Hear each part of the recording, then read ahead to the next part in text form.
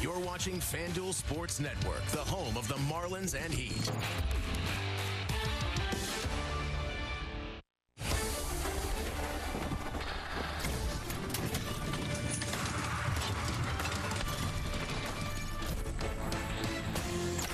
Well, it's fitting to see some sailboats on this Sunday here in Miami because these Miami Marlins just are sailing right along here in South Florida this summer. Today it's Game 3 right here on FanDuel Sports Network, brought to you by FPL. The Marlins with an opportunity to sweep these New York Yankees this afternoon. Fans are filing into loanDepot Park. Another large crowd expected here today. Alongside Tommy Hutton, I'm Kyle Seeloff. It's great to be back with you. After the Game 2 shutout win over the Yankees last night, Xavier Edwards was heard saying hungry dogs will always run faster, and these hungry Miami Marlins could sweep the Yankees today. You know what I think they need to continue to do? Play smart heads-up baseball, play some solid defense, which they have. You know what? Go out there and have some fun. You know, this is entertainment. Put on a good show, too, because there have been some nice crowds. They are in the entertainment industry. These Marlins have indeed been entertaining, and lately it's been the former New York Yankee farmhand, Augustine Ramirez. He punished his old club yesterday. Boy, right now he's working on a 4-game hitting streak, but you go back to the first game Friday night, what a game that was. He produced a couple of base hits. He was 2 for 5 with a couple of RBIs. But the biggest noise he made went about 10 feet. Didn't even get to the infield grass, but it produced a run with X coming on home for the game winner. What a walk-off for the Marlins on Friday night. Then it was the long ball yesterday for Augustine Ramirez, who, by the way, has 4 for 8 in the series, 2 for 3 with the 2 home runs. He hit one was a fastball, one a hanging slider, almost 800 feet of long distance. So let's see, 800 feet the other night, 10 feet, got the job done. The former Yankee farmhand showing off against his former organization. And he exudes so much confidence, and that has just been propelling throughout the clubhouse. Look at the National League Rookie of the Year ranks right now. Those were whispers. Those whispers are growing louder. You could easily make a case that he could be the National League Rookie of the Year. Throw that graphic up to the people who vote on National League Rookie of the Year. Show that to them a couple of times. Well, how often have we told you you're only as good as your next day's starting pitcher? Edward Cabrera, we just didn't know what we were going to get for years. In 2025, we do. He's been incredible, Hut. Yeah, and he's happy to still be a Marlin. You saw the hugs a little bit the other day. Happy to be back, and this afternoon he'll be making his first ever appearance against the New York Yankees. And boy, has he been on a nice run. July, 2.43 ERA. You go back his last 7 starts. Look at the ERA, 2.40. Opposing hitters hitting 197. The one that stands out to me, the whip, walks and hits per innings pitched, 94. It's under 1. He has been consistent. 3 earned runs or fewer, 15 of his 18 starts. And as Kyle mentioned, that's the thing that we've all looked for over the last couple of years from Edward Cabrera. Well, he'll anchor a starting staff this afternoon that had the best ERA in baseball in the month of July. The Marlins bullpen, also the best ERA in the month of July. They're off to a fabulous start here in the month of August with a chance to sweep the New York Yankees here today. Here's the little fella, Sanoha, getting it done on Friday, along with Kyle Stowers. Yankees fans have been despondent. Jacob Marcy making his Major League debut. What a fun weekend we're having here at the Fish Tank.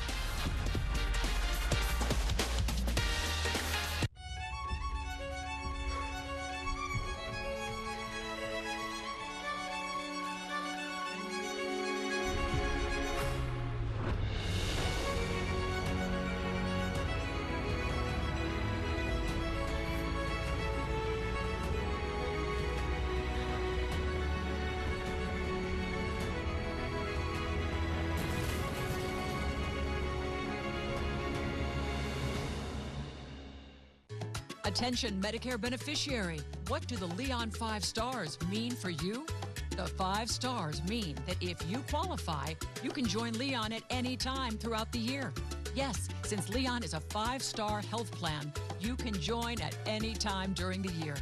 Call us now so you can enjoy the medical excellence and the personal attention that Leon offers. 305-642-LEON. Call now.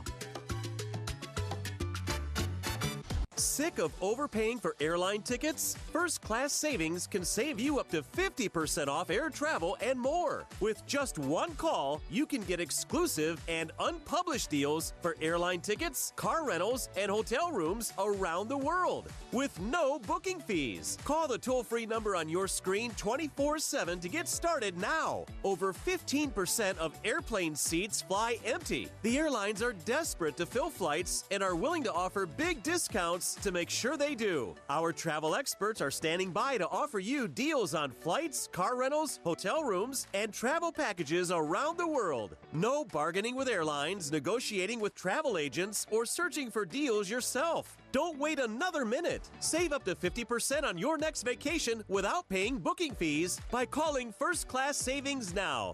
800-524-2596. That's 800-524-2596. Was hit a mile to left field. Forget about it. Got with a fastball at 99 miles an hour. No way! A walk off. This kid is unconscious. Wow! What a play! Gone for a three-run home run. There's a swing and a miss. No way! A walk-off grand slam. The Marlins celebrating 2003 World Series champion manager Jack McKeon here today in the series finale against the Yankees, as the Marlins attempting to do something they have never done in franchise history. That sweep the Yankees in a 3-game set. With a win last night, they secured the series victory and have won 6 consecutive series in a row. And that would be an impressive feat no matter how your season is going. But given these numbers, makes it even more impressive. Since June 11th, 29-14, the Marlins were 16 games under 500 at one point. They have clawed and fought their way back, winning game after game. I spoke to Clayton McCullough about his team's performance.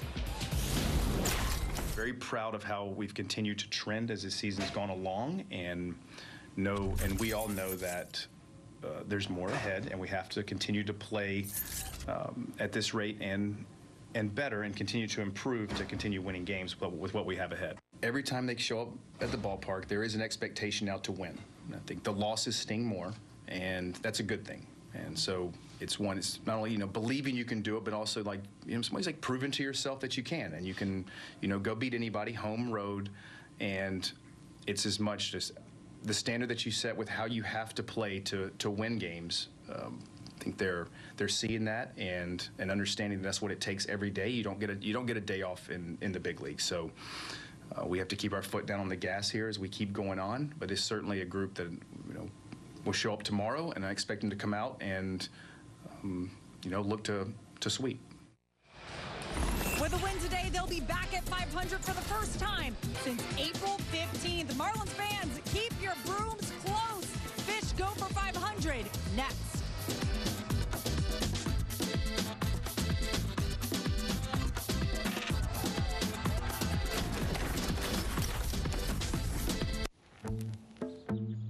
So darling, darling, stand by me. Oh, stand by me. Oh, Life, it's joyous and at times challenging.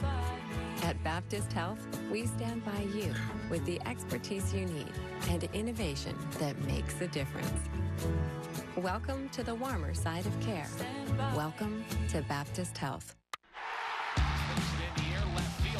Going back, still going back, locking off, goodbye, home run, swinging a drive in the air, left, with a fastball at 99 miles an hour, oh man, forget about it, Edwards can really run, my goodness, he has just blasted another one, a walk-off winner on opening day. Over the years, you've built equity in your home. And over the years, life happens. And through life's ups and downs and ups again, when you need money for some of life's necessities, now your home can pay you back. Let us show you how you can access $45,000 or more. Give us a call or visit us online at loanDepot.com today. Marlins baseball on FanDuel Sports Network is brought to you by your local Toyota dealers. Toyota, let's go places. Lord have mercy, even the Yankees fans are down in the Marlins team store getting some Marlins caps and t-shirts and hoodies. Get yourself a bobblehead this afternoon.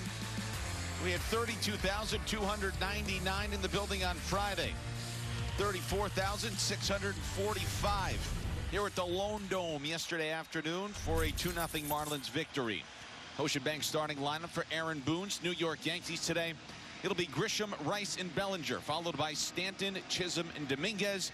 McMahon, Volpe, and Wells round out the starting 9 for the Bronx Bombers, who are 60-51 and 4.5 games back of the Blue Jays in the American League East. On the mound for the Marlins today, making his 19th start of the season. All of a sudden, it's a consistent Eddie Cabrera, huh?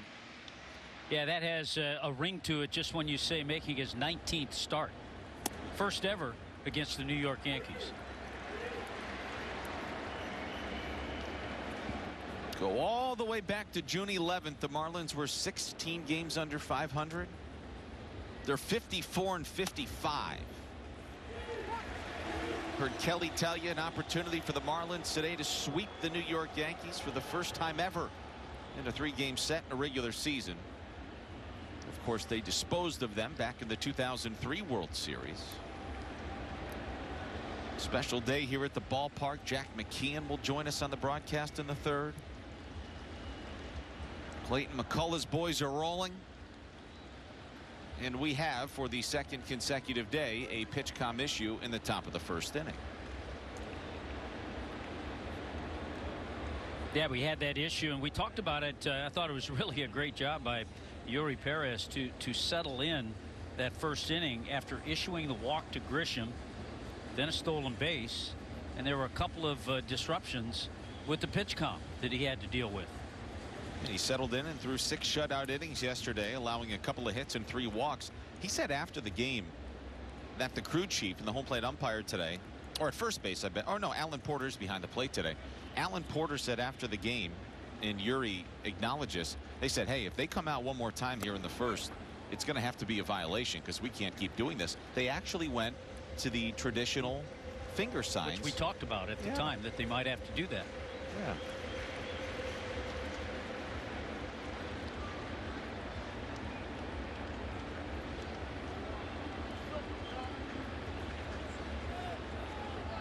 And we have a violation.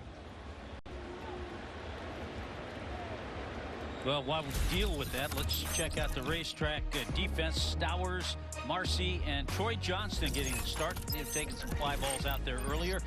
Paulie and Lopez on the left side. X and Liam Hicks over on the right side. Augustine Ramirez handling Edward Cabrera as they continue to talk a little bit about the pitch-com issues. It's a little bizarre. That's yeah, to me that's really bizarre. 2 days in a row in the 1st inning, Marlins pitchers have had to have 2 different interruptions because of the pitch-com. Augustine Ramirez making his 40th start behind home plate for the Marlins today, catching Edward Cabrera for the 13th time this season. So after the violation, the count is 2 balls and 2 strikes now. As we stutter out of the gates. Grisham in the air to center field and deep. Marcy's going back. It is 1-0 New York.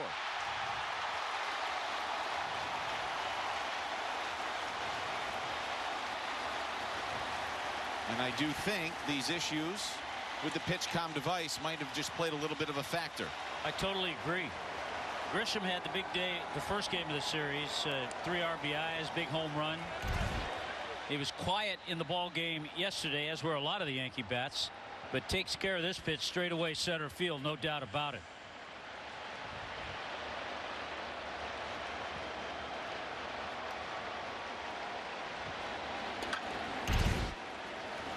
Here is Ben Rice after retiring the last 14 batters of the ball game last night.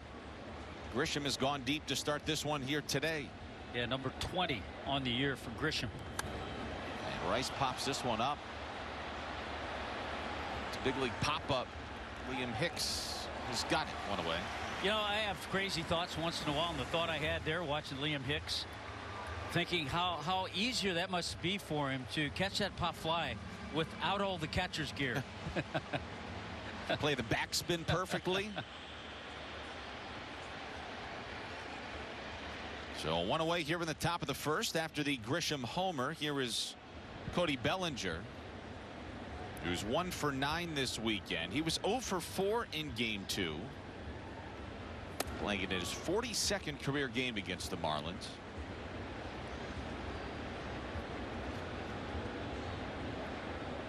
A wild and crazy 13-12 win on Friday. Followed up the Marlins tossing their 3rd shutout in their last 4 games last night. Bellinger, a lifetime .247 hitter with 10 homers against the Fish. Yeah, just thinking too that whoever is in charge of the pitch comms better have a good night tonight and not have that issue tomorrow. 2-1 coming. Good curveball from Cabby. It's 2-2. I really do think it played a factor right there. Yeah. Yeah. There's no rhythm out of the gates. And there was a violation too. 2-2. Dribbled softly to first. On the same swing that ended the ball game last night. There's 2 away.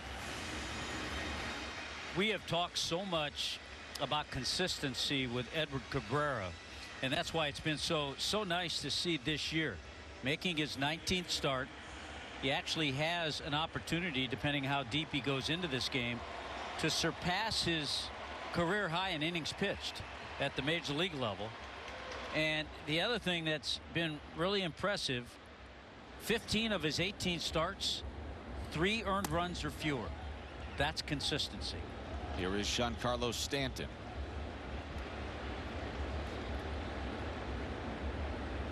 Cabrera threw a career high 99 2/3 innings in the major leagues in 2023 when he was 7 up and 7 down with a 4.24 ERA. It's only 5 2/3 innings here today to match that mark. Good breaking ball, and it's 1-2 on Stanton, who was 1 for 3 last night. If Edward can get Stanton right here, it'll be a nice comeback after the home run. No question. 1-2. Got him. Inning over. A leadoff homer by Grisham. 1-0 New York after a half inning of play. Thanks for meeting me here. Okay. You're my only lawyer friend. And I need your professional opinion. Okay. You see that brand new Hyundai Tucson out there? Yeah. That's all I paid for it. Do you know what you want? Yeah. I think I do. Enjoy your new car. Thanks. Bye-bye. Deal so right, it almost feels wrong. The Hyundai Getaway Sales Event. Get 0% APR for 60 months, plus 0 payments for 90 days on select Hyundai vehicles. Visit your local Hyundai dealer today. They're world champions, adventure seekers, and a family on the move. The adventure begins. All right, let's rock and roll. Run, all the way to the wave. Every stop is a chance to dive into something new. Where?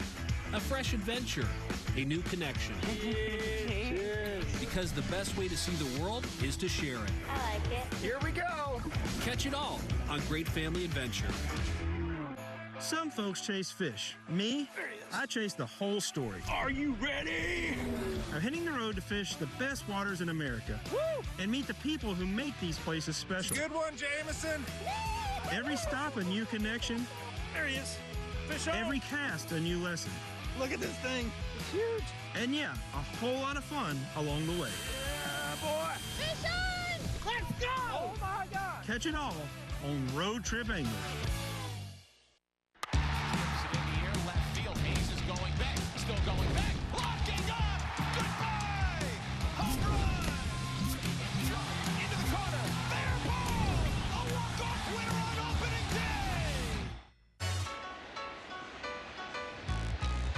Well, we'll see Augustine Ramirez take center stage for the Marlins here in the bottom of the first. What a weekend he's having. Doesn't matter what jersey he's in. He's 4 for 8 with the 2 homers, 4 RBIs, and a pair of stolen bases this weekend. 1-0 Yankees as we go to the bottom of the first. Ocean Bank starting lineup for the Marlins. A lineup today that'll feature 5 rookies. It'll be Edward, Stowers, Ramirez, Hicks, Lopez, Marcy, Hernandez, Pauly, and Johnston. Troy Johnston in right field this afternoon. All of Clayton McCullough's available left-handers are in his lineup today. Making his season debut for the New York Yankees is Luis Gil, who made 29 starts and was the 2024 Jackie Robinson American League Rookie of the Year last season for New York. Yeah, and he received that award for going 15-7 with a real nice 3.5 ERA. Making his first career start against the Marlins. He was on the 60-day IL since the start of the season with a right lat strain. So he's missed the first 111 games as Edwards sends one in the air foul. That'll reach the seats. Let's give you a quick scouting report on the 27-year-old Dominican on the hill for the Yankees today. He had a lat strain up in the upper shoulder. That's what kept him on the IL. His debut is today, and yeah, it's pronounced Heel. Luis Gil. Not Luis Gil. Correct. Because there was a Benji Gil. Yes. In the major leagues. Yes. Look at that neck tattoo. He's got the rose petal underneath his right ear. Edwards leading things off, and he sends one in the air to right, pretty deep. Bellinger going back with room. There's one away. Let's take a look at the arsenal today for Luis Gil. I'll tell you what, X had some pretty good swings, a good approach in that at bat. Here's the arsenal. It's pretty much a 3-pitch mix. You see the 4-seamer close to 50%. The slider and changeup are his outstanding pitches. He'll use that fastball, but a real good changeup from Gil. Here's Kyle Stowers having a rough weekend, but he did have the grand slam on Friday. He's 1 for 9 with a homer and 4 RBIs. Something to keep an eye on here today. And Hut, from what you and I understand, Gil probably looking at no more than 70 pitches in this outing. The Marlins are a patient ball club. Furthermore, Luis Gil led Major League Baseball with 77 walks in his rookie season last year. Yeah, he can get wild. So he's probably 4 innings, maybe. That's hit the other way. That's nice. That is nice. A 1-out single for Kyle Stowers. You just pointed out, with the exception of the grand slam, there have been some struggles. You love to see a hitter do this, and this will help come out of those struggles. Pitch away, don't try to pull it, stay back, shoot it into left field the way Kyle Stowers did right there.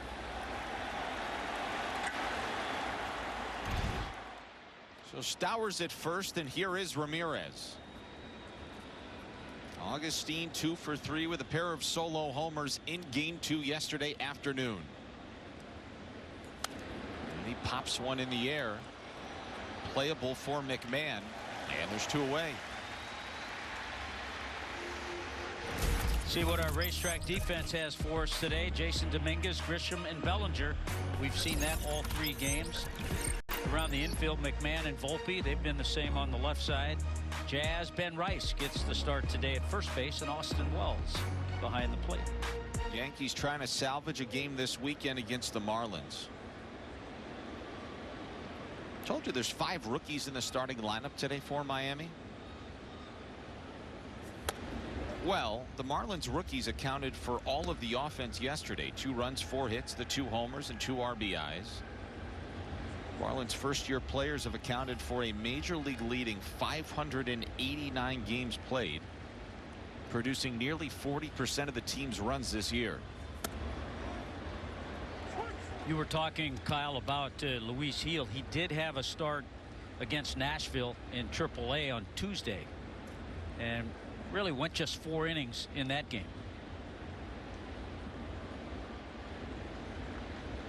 1-1 coming to Hicks, who was 1 for 3 yesterday. Gil was the 10th player and 4th pitcher in franchise history to be named the American League Rookie of the Year last season for New York.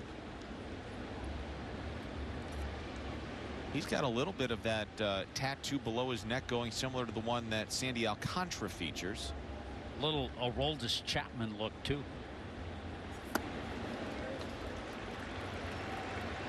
I was thinking about doing that, but I don't know if it'd look good on TV. It'd be a good look. You think?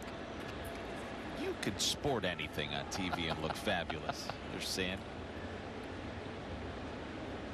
Tattoos are expensive these days. Hicks got a piece of the 3-1 slider to stay alive. The count is now full, and with 2 outs, Stowers will be in motion for first. This is where, with a guy like Heel, you're really not certain as a hitter when the count gets to 3-2. You just saw a 3-1 slider. You know he has the good changeup, but he also has the fastball, so you got to be alive for anything. Hicks hitting .263, 4 homers, 33 runs batted in. Hitting .278 against righties, just a .172 against lefties. He waits on the 3-2. Stowers will go in the pitch. Cute foul. And he got the slider again.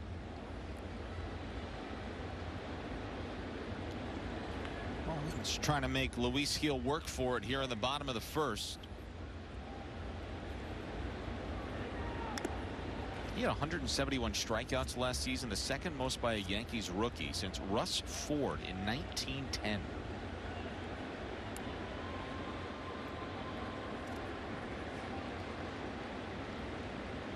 So again, Hicks will wait on a 3-2 here from Heel, who's about to throw his 15th pitch here in the bottom of the first.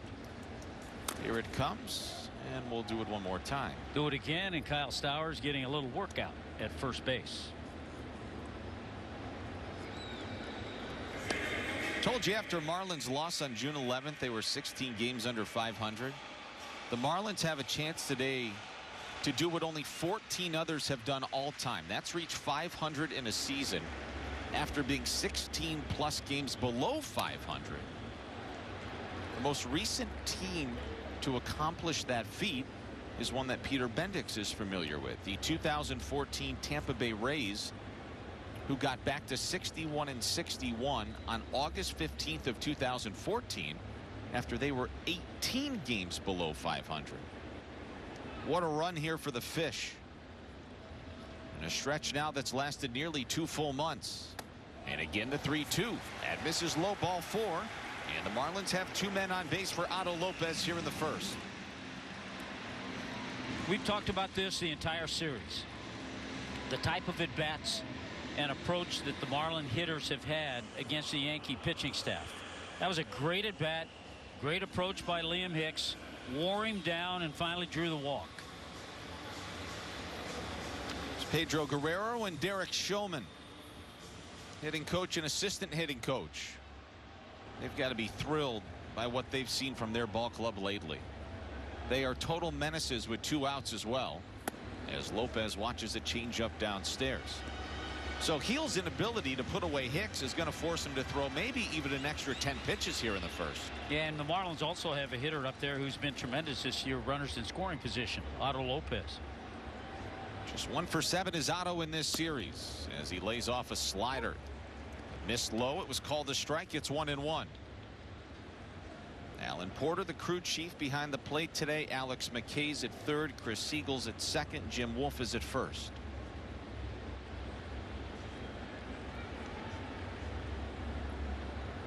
Heel with a 1-1. Strike 2.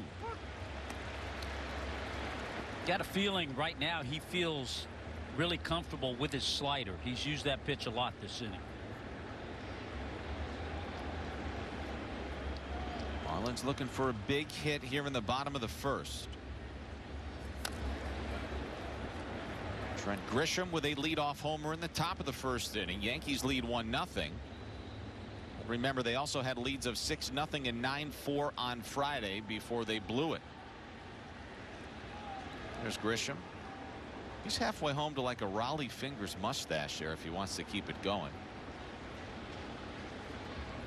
Pitch number 22 from Heel. Inside. Did it hit him? I guess not, but it was close. Marlins may want to take a look. Boy, you hope Otto may have gotten hurt here, High.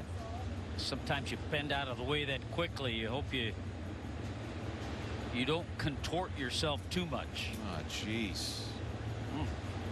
He immediately took his left hand and placed it on the middle to lower part of his back. So hopefully Otto's okay. And by the way, we've talked about Heel. That fastball really got away from him. I don't know if he feels comfortable with that pitch now. So the changeup or slider is probably what he's going to go with. Who was it, Kyle Stowers, who thought he got nicked the other night and then ended up hitting the homer, hitting the home run? That's right. All right, there's your assignment, Otto. Give the Fish a 3-1 lead. Would be number 12 of the season. Lopez in search of his second hit of the series.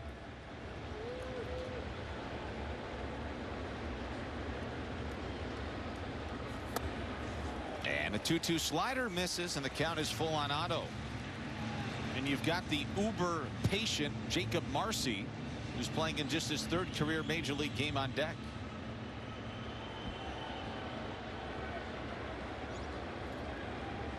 Three-two. On a line to center. Grisham is there, and the inning is over. Marlins lead 2 in the first. It's 1-0 New York.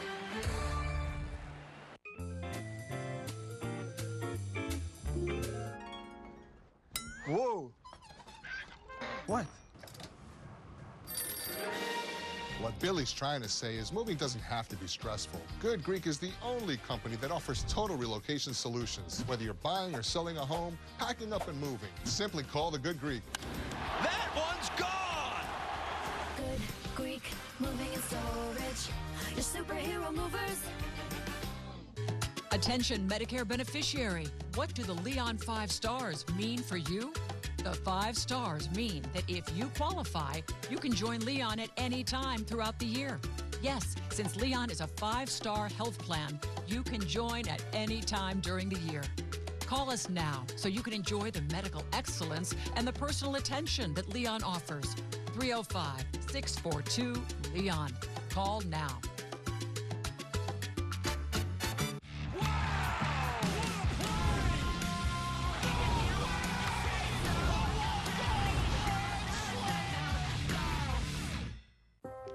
One second she can't walk, then she can.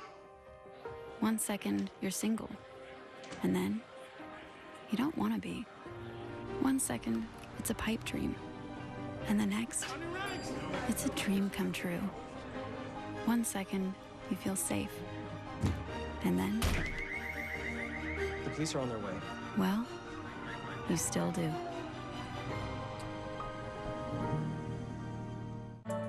Help support flood relief efforts in Texas. Donate today. Esta transmisión de los Marlins está disponible en español. Beautiful Sunday afternoon here in Miami, Florida. It's 1-0 New York as we go to the top of the second. Jazz Chisholm Jr. set to lead things off for the Yankees. First pitch to the Jazz, yanked foul. He said post-game yesterday when he was questioned about being doubled up off of first early in the game. He was asked if he would do the same thing again. He said yes. So I guess he doesn't mind getting doubled off again. I believe that is the case. The 0-1. This is low and in. He said he thought, and he had played here long enough, that Xavier Edwards was going to try to drop the ball, which is what you had brought up, Hud. And he said he needed to be in a position where if X did that, he thought he was in a perfect position. Jazz, this is. If X let it fall, it would take a high enough hop, and he was going to make it safely to second. Well, that is obviously not how things transpired. That curveball just missed, and it's 3-1 now on Jazz. But nevertheless, the New York media certainly had fun with those post-game comments. And we saw the in-game conversation he had with his manager, with Aaron Boone.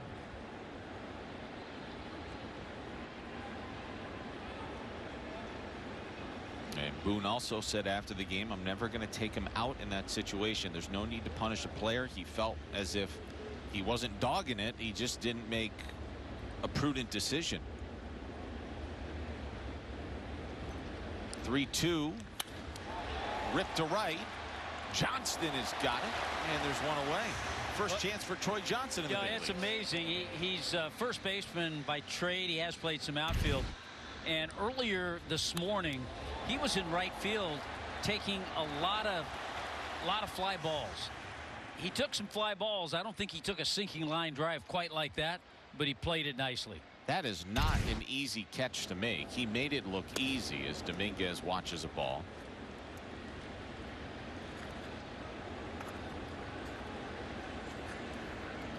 Dominguez 0 for 4 in game 2, 3 for 8 in the series. When he gets on, he's a threat to run. He's got a team leading 18 stolen bases for the Yankees this season. Chopper right back to Cabrera. He's got it. And there's 2 away. Make sure you stream every out-of-market game live or on demand. Plus stream MLB Network 24/7 for the entire season. Blackout and other restrictions apply. Visit MLB.tv for details. You know, regardless of the way this one goes here today, I would imagine that Robert Flores, Lauren Shahadi, and Mark DeRosa might be able to dedicate a segment to the Fight and Fish tomorrow morning starting at 10 o'clock. I would think so. They deserve it. They're playing good baseball. I mean, you have all 3 of those on speed dial, so, you know, shoot them a text. Not a single one of them know me. There ain't no way. Mark DeRosa, who'll be managing the U.S. WBC team again.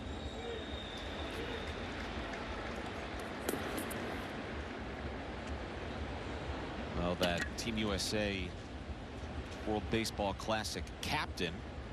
All rise. Here comes the judge. He's here, but obviously unavailable. Yankees are hoping he comes off the injured list for them on Tuesday in Arlington. In fact, he's not going to fly to Arlington with the team tonight. He's going to go to Tampa to get some ABs. And then he's going to go to Texas early Tuesday. Or I suppose you know what? And that's Monday. why he's the captain. Yes. Doing that to get some ABs. 1-2 to Ryan McMahon. Swung on it. Missed strike 3. Well, Cabrera doesn't know how many outs there are. The inning is over. Here comes Jacob Marcy. You're not going to get it all right. Just make sure you nail the big stuff. Like making sure your kids are in the right seat for their age and size. Get it right at nhtsa.gov/the right seat. I'm so sorry. The new Samsung Galaxy Z Flip 7 is as flexible as you are. This one. And the new Galaxy Z Fold 7 unfolds when you need to see more. Got it. Get them on Spectrum, the network that moves with you. Get up to $1,000 off when you get the new Samsung Galaxy Z Fold 7 or Z Flip 7 with trade-in from Spectrum. Last year's storms tested us as a community, and for some, the recovery still continues. We here at Spectrum News 13 weathered those storms with you, and when the waters finally receded, we renewed our commitment to stay with you before, during, and after the storm. Because our #1 priority is to keep you and your family safe with clear, accurate information. Spectrum News 13 will be there for you, whatever comes our way. Available on all your favorite devices, exclusively on Spectrum. Hit a mile to left field. Forget about it. Got with a fastball at 99 miles an hour. No way! A walk-off. This kid is unconscious. Wow! What a play!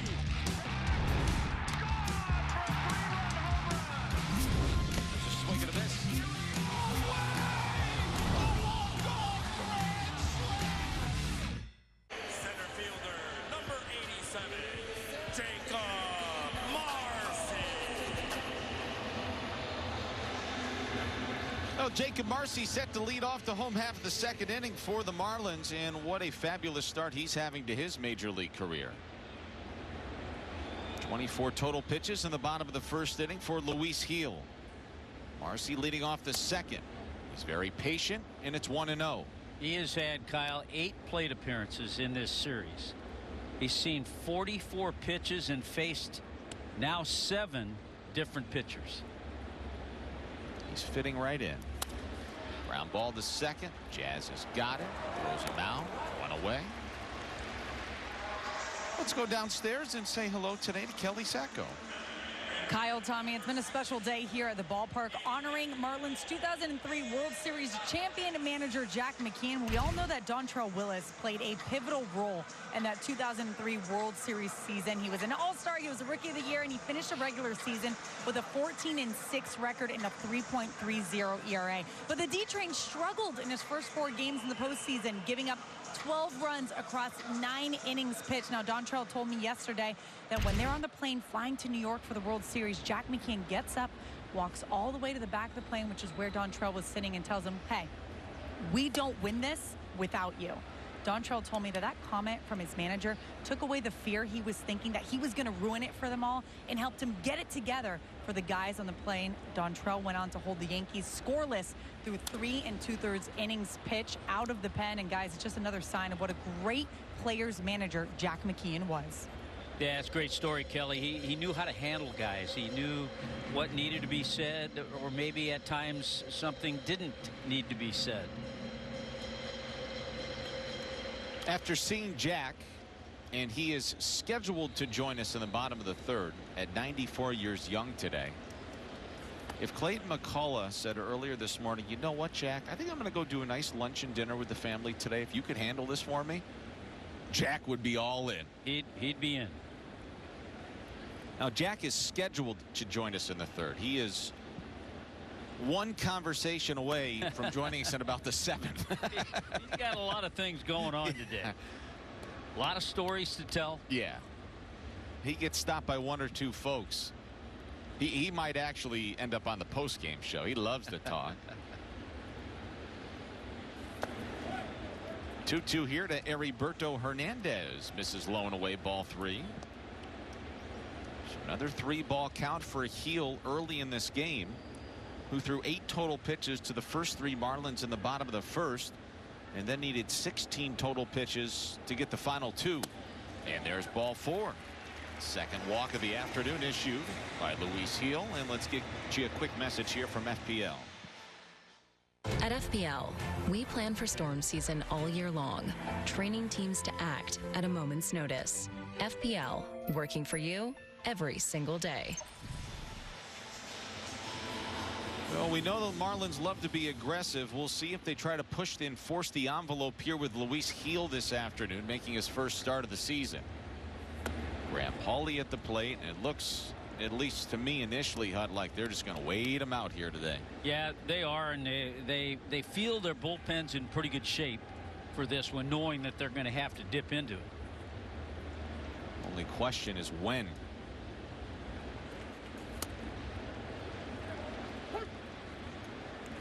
Marlins hit the ball hard there in the 1st.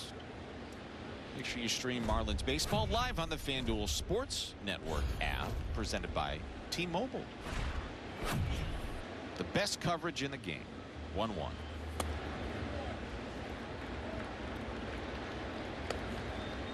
Graham Pauly 0 for 3 in game 2, 0 for 4 in the series, hitting .211 this season.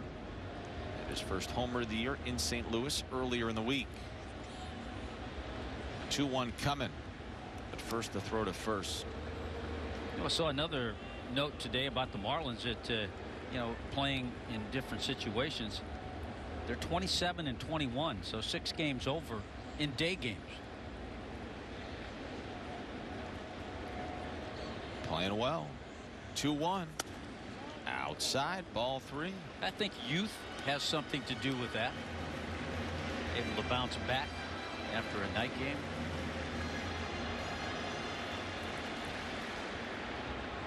Troy Johnston on deck. 3-1.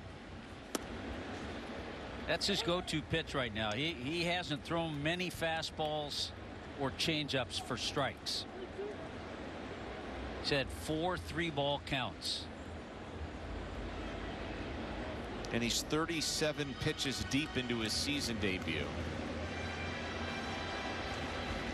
So you're suggesting some of these young guys can bounce back a little bit quicker than the older guys, get out of bed a little bit easier. Day games after the night games.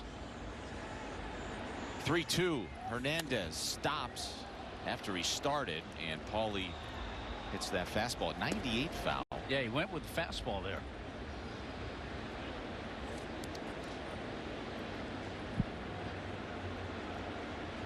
So let's see. This next pitch to Paulie will be the 7th. See if Hernandez really does want to go this time. He does not. Hits softly, foul territory. McMahon is over, no play. Boy, they are really making Heel work. Next pitch will be number 40. He's only got one out here in the second. And outside of the fly out by Edwards in the first and Marcy's ground out here in the second, he's done nothing here but have to work out of the stretch. And Hernandez at first has still not yet shown he really wants to go.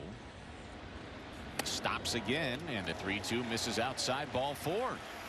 I tell you what, just another good at bat and a good take. That's a tough pitch to take when you have 2 strikes, 3 and 2. See the pitch count going up. 40 already for Heel.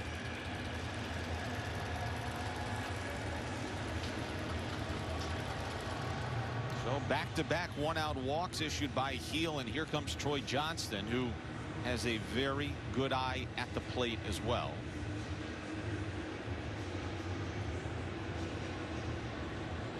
Hey, we've already got our first pushback on Jack. Now it's bottom 3 into the top of the 4th. Troy swinging away, yanks it in the air down the right field line. Trouble! Fair ball for Troy. First hit at home. That'll tie the game. An RBI double for Troy Johnston. That's his second hit in the big leagues and his first run batted in. He can hit. He can hit. He always has. I love the fact that he sat over there on the bench and watched Heel. A lot of times you learn a lot. A lot of sliders. I'm going to look for the slider. First pitch. He got it, yanked it into the corner, and ties the game just like that. Great at bat, good swing. Just yanked that slider into the corner. Paulie stopped at third, 1-1, and the Marlins have second and third with one out here in the second. Heel has already thrown 41 pitches, and he's already headed back to the top of the order here. Here comes Edwards. And remember, X had some good swings in his first AB. Ended up with a fly ball to right field.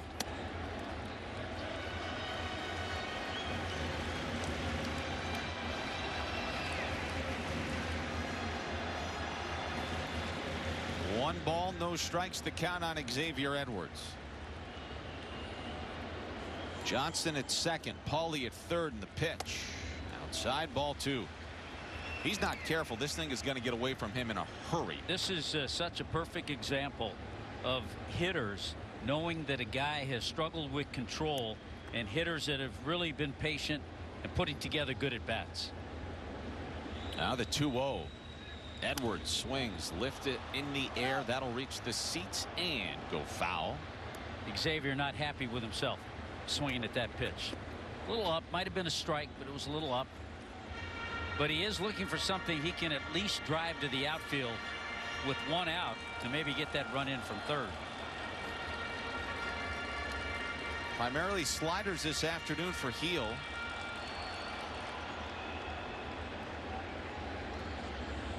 Two-one.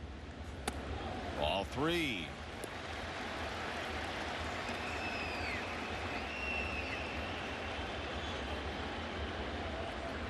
Three and 1 with Stowers on deck. He's already 1 for 1. 5 3-ball counts now.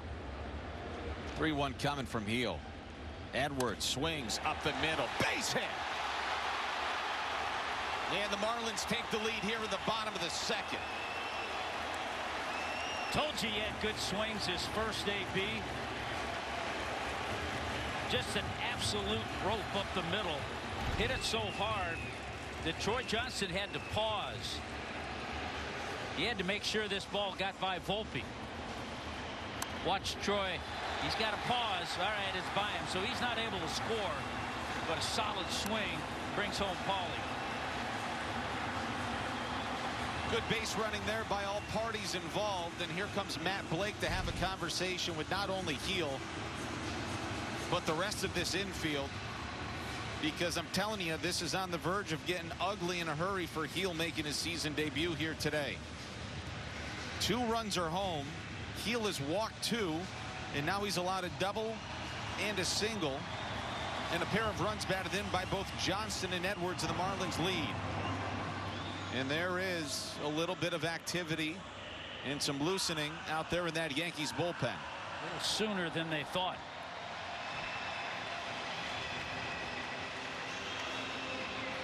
Stowers is already 1 for 1 with an opposite field single off of Heel in the first.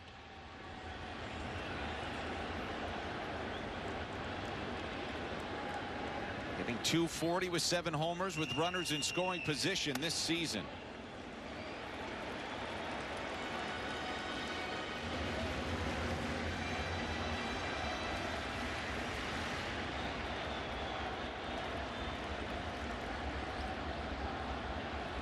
Two home for the Marlins here in the second.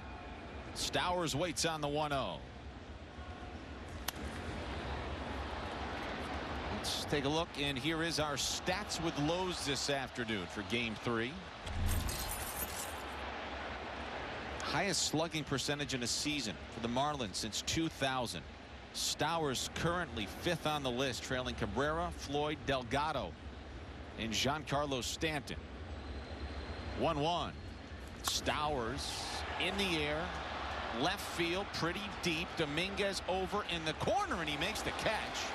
Tagging from third and scoring is Troy Johnston. It's 3-1 Miami on the sac fly. Boy, Dominguez nearly overran that, and I think it might have ultimately been a fair ball. That was dangerously close there for the Yanks. And as Troy Johnston was the runner at third, you see how off balance Dominguez is when he makes his catch. You right about there, you know there's not even going to be a play at the plate.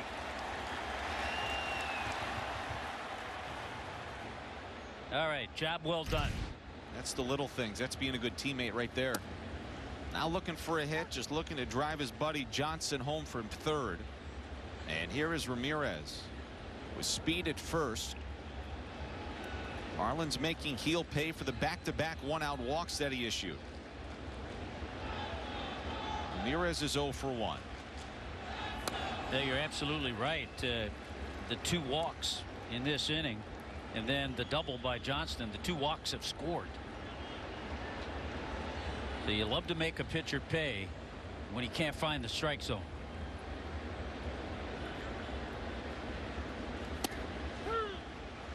There's called strike 3, and the inning is over. But the Marlins get 3, and they lead 3-1. On the other side of the break, it's the World Series champion manager.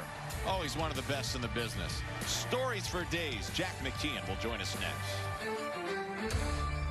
Take home the new Kia of your dreams during the signature sales event at Durrell Kia. For a limited time, lease a new 25 Kia K5 for only $279 a month. Need more space? Lease the new 25 Sorento for just $289 a month. Or drive electric and get 0% interest when you finance a new 25 Kia EV6. Or lease the EV6 for $339 a month. Hurry in, these signature deals won't last long. Get to Durrell Kia today. This month on Breaking Par. It's the 2025 Parker Invitational. We're back, baby. It's the best time ever. This place is one of the greatest places around. Monterey Peninsula is one of the most beautiful places in the world. It's heaven on earth. Today's guest is an ESPN betting analyst. She's as sharp as they come, and honestly, personally, one of my favorite voices in the sports betting world, Pamela Maldonado. But sports is back, baby, and we've got you can be smart with your wagers. You can be smart and still have fun. Playing all month long on Breaking Par. Deep right center field. This is crushed. Oh, my goodness. The 2-2 is hit a mile to left field. Forget about it. Crawling, diving, makes the catch. Oh, boy. Got him with a fastball at 99 miles an hour. Goodbye. Home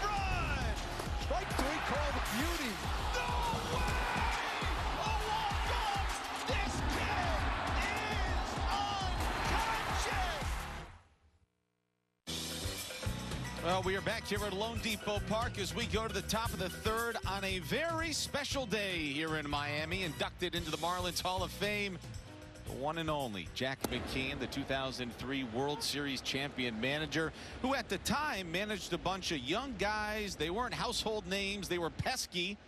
Jack, congratulations to you. What a fabulous day. How are you doing? It's so nice to see you. I'm doing great, and I can't thank him enough for coming out here and inviting me back into the Hall of Fame. It's a special day. You get excited anytime you get honored like this. San Diego's the same thing. I was put in their Hall of Fame a couple years ago, and it's a great honor, But I tell you, you got to attribute to the players I had that year. All good managers the players make the manager, and I had the players. That was my question. My first question to you is, when you took over in May, when you took over for Jeff Torborg, at what point after that did you realize you had a little something special that might be a postseason team?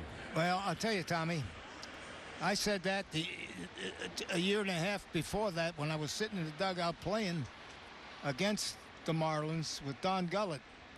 And I said to Don Gullett, and we were down there smoking a cigar in the dugout while these guys were taking batting practice and so forth. And I said to Don Gullett, God, wouldn't I like to manage that team? I said, they got so much talent, but it's in low gear. Nobody's kicked them into the high gear. And then you got to see and Miggy. 2 years later, you got Miggy and Dontrell and guys like that. Well, the funny thing about Miggy, I was not working, and before that, and I went to spring training. I had a speaking engagement or something down here, and Bill Beck says, come on over to Melbourne. So I went over to Melbourne to see him. In the meantime, the Marlins were playing a split doubleheader with the Yankees. So half the team was here. And so I'm watching the game, and I see Cabrera play third base. He's making the plays. He's hitting the hell out of the ball. And my son, Casey, is scouting director for the Reds. I get on the phone right after the game. I said, hey, Case, you get a chance to make a trade with these guys. Grab this guy. He can play. And Casey says to me, Dad, I know all about him. I could have signed him a year ago, but Bowden wouldn't give me the money. So I know all about him. And then here, and then 4 months later, he's playing left field for me. Well, there's ball four to Trent Grisham. Jack McKeon joining us in the broadcast booth. Marlins lead 3-1, excuse me, here in the third. Jack, you kidding me? Nobody's called you to get back in the dugout and manage. You look fabulous. Well, with the age factor now, they think you're an old goat, Yeah. Like I said, what the heck? Like I said earlier, I'm so old I can remember Preparation A. But I'll tell you, I watch these games. Honest, Tommy, I watch these games. And I'm saying, God, I'd like to manage that club. You never see anybody bunt guys over to second and third. No, they got to go for a home run, and they end up losing the game. You can't believe. Yeah, it's been a real unselfish team to watch, a team that does all kinds of things, plays hard, run the bases hard. There's Ben Rice, and the 0-1 is cut on and missed. Good changeup from Edward Cabrera. It's 0-2. How important was Dontrell Willis to that ball club? He was fabulous. I never forget. He came up about a week before I took over. And he'd had I think he had one start. And his next start was out in San Diego. The day after I got to be the manager of the Marlins, at his start in San Diego. And we got him about a 4 or 5 run lead. And he's out there, 3-0 changeups. And I went out to the mound. I said, gee, D, I'm trying to get you your first major league win, and you're out here messing around playing. Throw the ball. And he goes out and he strikes out the next 4 guys, and he finally gets his first win. But he said, Skip, later on, he said, I've never been chewed out in my life. He said, but he was a spark. I mean, as I said earlier, these fans here just sparked us, with Dontrell's charisma, and then Cabrera coming up and with being Beckett, nobody. the way he pitched, the way Beckett pitched. Oh. And you realize, Tommy, if you go back and look, Beckett, Penny, and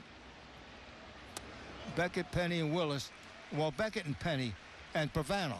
Carl Pavano. They never had a big winning record. I think Beckett had only won 4 games in his career.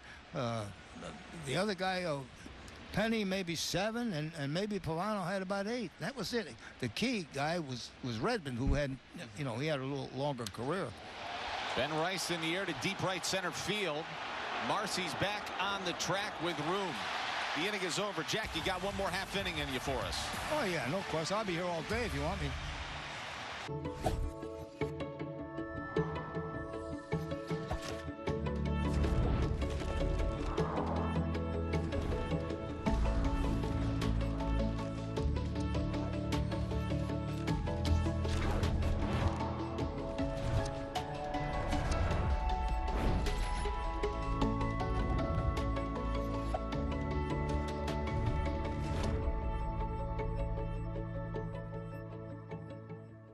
When I was in foster care, I never knew when I would have to move, so I always had my suitcase ready to go. Then one day, I was adopted. My new parents opened their hearts and home to me. My parents cook my favorite breakfast for me every morning. My parents take me on trips I never thought I would go on. They gave me a home and an even better reason to use that suitcase. My parents aren't perfect, but they're perfect for me.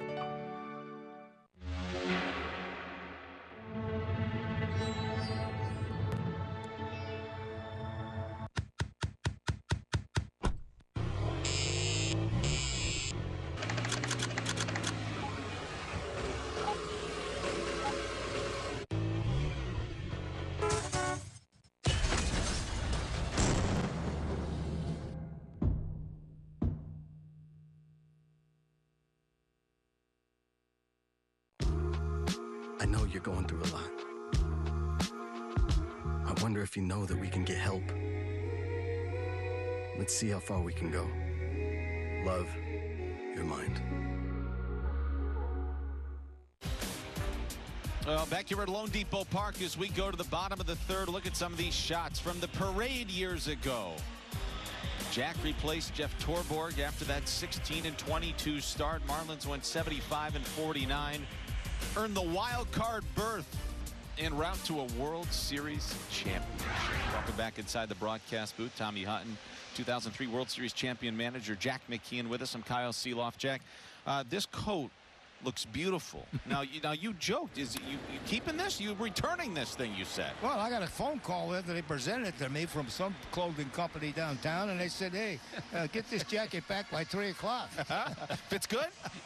All right, I know where I'm going now with the 0-3 team. We talk about the hitting and the pitching, but everybody knows defense is so important. You had Juan Pierre in center field, and then, in my opinion, I've talked about it a lot, the best infield defense that I've ever seen with Mike Lowell, Alex Gonzalez, Luis Castillo, and Derek Lee. I'll tell you, they were gold glove. They're like vacuum cleaners. I mean, they were. You just wanted them to hit them. You don't want to worry about striking anybody out. Just let them hit the ball, because these guys made the plays. They were fabulous. I'll tell you, that was a great bunch of guys. I mean, they were fun to be around. We had plenty of fun in the clubhouse, and you know, they did their work seriously. They wanted to win. There's a base hit up the middle for Otto Lopez. 1-out single for the Marlins here in the third. Jack, let me ask you this. You said this earlier today, and I know you were a hard-nosed, tough manager, but you gave that and some of your teams one option or two options at the end of every spring. There's a door and there's a bus. You want to hop on the bus with us, you're going. If you don't want to go, there's the door. Why did you operate like that? Why is that the way you kind of presented it to them? I don't know. I've been doing that way since I started managing, and I changed a little bit at the end. I had a little more love for these guys, but they wanted discipline. They wanted discipline. I mean, I'd have clubhouse meetings. The thing about this club, I'd have clubhouse meetings, and Andy Fox and Mordecai and these other banks, they'd all, and I'd apologize in the clubhouse. I said, really? Hey, I wish. Because they were the bench guys. I said, I wish I could get you guys. I wish I could get you guys into the game more often. And I swear to God, to a T, they'd come up to me after the meeting and say, Skip, hey, just keep doing what you're doing. Don't worry about us. We're fine. Now, that's the kind of club. These extra guys, I always said, were my most valuable players. Because they rooted for those guys. Everybody knows the story of Game 6 with Josh Beckett. How did you present it to him and let him know. I just called him in and said, hey, Beck, look, I'm thinking about pitching you in Game 6 with 3 days rest. What do you think about it? He said, let me go out and throw a few pitches. I said, okay. So he went out and threw a few pitches, came back into the clubhouse, my office, and said, I'm your guy. That's all I needed. Perfect. You did that today, an agent would be calling you, Jack. Oh, boy. Well, not only that, but then I go around to everybody on the club, all the executives, everything, and I say, what do you think about that? I don't know. But after we won the World Series, that guy pitched a 2-hit. Hey, I was with you all the way on that. They think I forgot it, huh?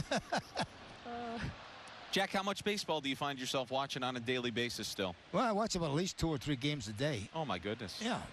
I hate it when I can't find a day game, you know. But, I mean, that's why I get on my tractor, and that's my therapy. I ride a tractor. Like, if I don't have to cut any grass, I just ride it. You know, get out of the house. I got a few great grandkids that play ball, you know, and I go watch them. They're 6 and 7, 8, 10 years old. That's great. And I know you don't go into the garage anymore for the cigar because you got off the cigar a while back. Yeah, when I had open heart surgery back in, I don't know what year it was, about 12 years ago. They didn't tell me I couldn't smoke. They just suggested I not smoke. And I have one every birthday. I make sure I have a cigar. You still get to gnaw on them, though, don't you? Oh, yeah, chew them all the time. I don't smoke, but I chew them. And I can't go anywhere around here, especially. And people say, where's your cigar? Can I get a picture? Yeah, where's your cigar? Where's your cigar? cigar? I always carry one for just... Oh, you do? Oh, yeah, so I'd stick it in. Okay. There's 2 outs here in the bottom of the 3rd. Marlins lead 3-1. There's 2 strikes. Let me ask you real quick, Jack. When you see this Marlins team and you think of 03, what are the similarities? I said the same thing to somebody 2 days ago. I said, you know, when I saw them starting climbing up from being 10, 12 games under and chipping away to 2, 3, and I look down there, you know, a game from being 500, and that kind of brings back memories of our team where I used to tell them, hey, just win one extra game a week. And we had 20, when I took over, we had 20 weeks left of the season. I said, I want to win 1 game more each week. In other words, we're playing 7 games. I want to go 4-3 at least. And I said, if we do that, that's 20 games we can pick up. And I said, we can play in October. And, of course, you know, we did better than that, but that was my philosophy. And I look at this club, and I see him starting to ride. And I talked to McCullough today before the game. And I said, no, you remind me of our team.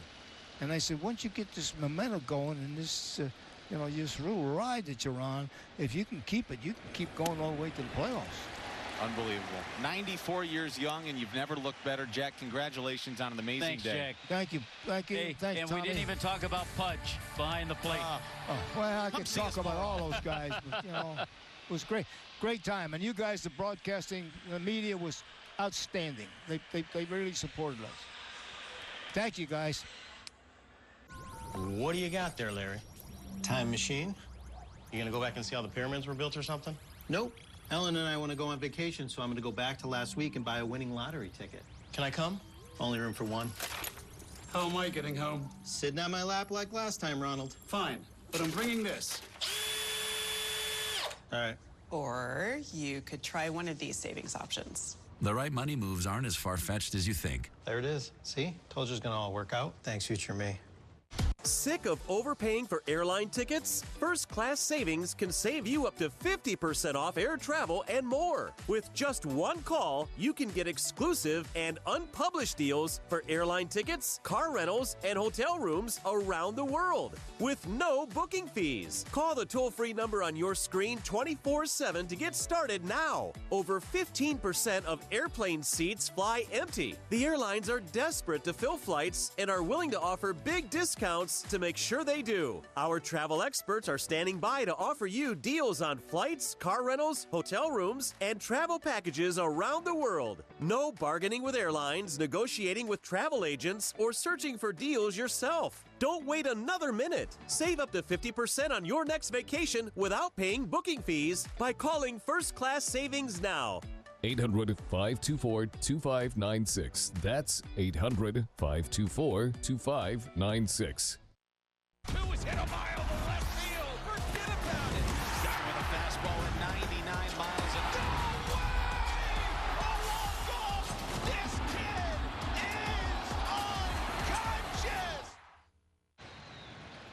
right, back here at loanDepot Park, we go to the top of the 4th inning in front of another sellout crowd today. The Marlins have a 3-1 lead over the Yankees. The only blemish for Cabrera was the leadoff homer in the first by Grisham. And thank you so much again to Trader Jack McKeon, for joining us on the broadcast. He's aging backwards, like Benjamin Button. And how about Jack's team in 2003? From June 11th on in 2003, they went 60-36, a .625 winning percentage. The Marlins are 29-14 since June 11th of this season. They actually have a higher winning percentage than that 2003 team. You gotta believe. And these Marlins sure are believing, as Bellinger hits a slider from Cabby foul, and it's 1-2. It's been a great day here, and I know Jack's enjoyed every second of it. Kelly's got a little more for us. Kelly? And guys, Jack McKeon and us are not the only people who see the similarities between these two teams. I was talking to Juan Pierre, and he said there's a lot of qualities that these two teams share. He said they have speed, just like that 03 team, a strong pitching staff, and the team chemistry is what really stands out to JP. He said that this team is having fun and playing loose in the same way of that 2003 World Series championship team. He said that the coaching staff deserves a lot of credit about the culture that they have created. And guys, we can all agree with JP when he says this team is so much fun to watch, and hopefully they can keep it going. Thank you so much, Kelly. That is fabulous stuff. The one thing that really registered to me from Jack, and I've heard this before from Jack over on the radio side, he said, let's be one game better a week to make it a little less, not as overwhelming, to try to crawl yourself out of this hole. He said, we got 20 weeks. Yeah. Be one game better every week. If you look too far ahead, it gets overwhelming. You can't do it. Yeah. But let's just go 4-3 this week. If we got 6 games, let's go 4-2. 2-1 to Stanton. Weak swing and a miss. 2-2. I loved, because for myself, I was an extra player most of my career, and I love the story he told about Brian Banks and Andy Fox and Mike Mordecai, guys who didn't get in there a lot but certainly contributed. Mike Mordecai certainly did in the championship series. How about that? Called strike 3 on Stanton. Oh baby. That's 3 strikeouts for Cabby. Let's get you a message here from Doral Kia. Doral Kia is loaded with over 500 new Kia models in stock now. Test drive a new 25 Kia Sportage today. Doral Kia. Drive for less. Drive Doral. Well, that was a questionable strike 3 call on Stanton. Nobody on and 2 out. And here is Jazz, who lined out to Johnson back in the first, or I should say the second, leading off the second. 3-run bottom of the second inning for the Marlins. They lead 3-1. I think the other thing you and I have seen from Edward Cabrera over the last couple of months, when we've talked about the consistency, we've seen a better pace when he's on the mound. And I think that's really helped. You know, it kind of goes hand in hand. You know, you feel confident, you can't wait to throw the ball. You know, if you're having trouble and struggling, you might take a little too much time. But his pace has really been good. I know there's a lot of cliches that you can use, but the one thing that really does seem evident is that he is in control of the game. The game is not controlling him. It's his game. We're on his time. As Jazz just got a piece of that curveball to stay alive. But he's dictating, and has been all season long, outside of a couple of hiccups here and there, everything that has transpired in games. He is in full control out there on the mound. Sometimes it just takes guys a while. 1-2. Got him. Cabrera's retired, 12 of 13 since the leadoff homer.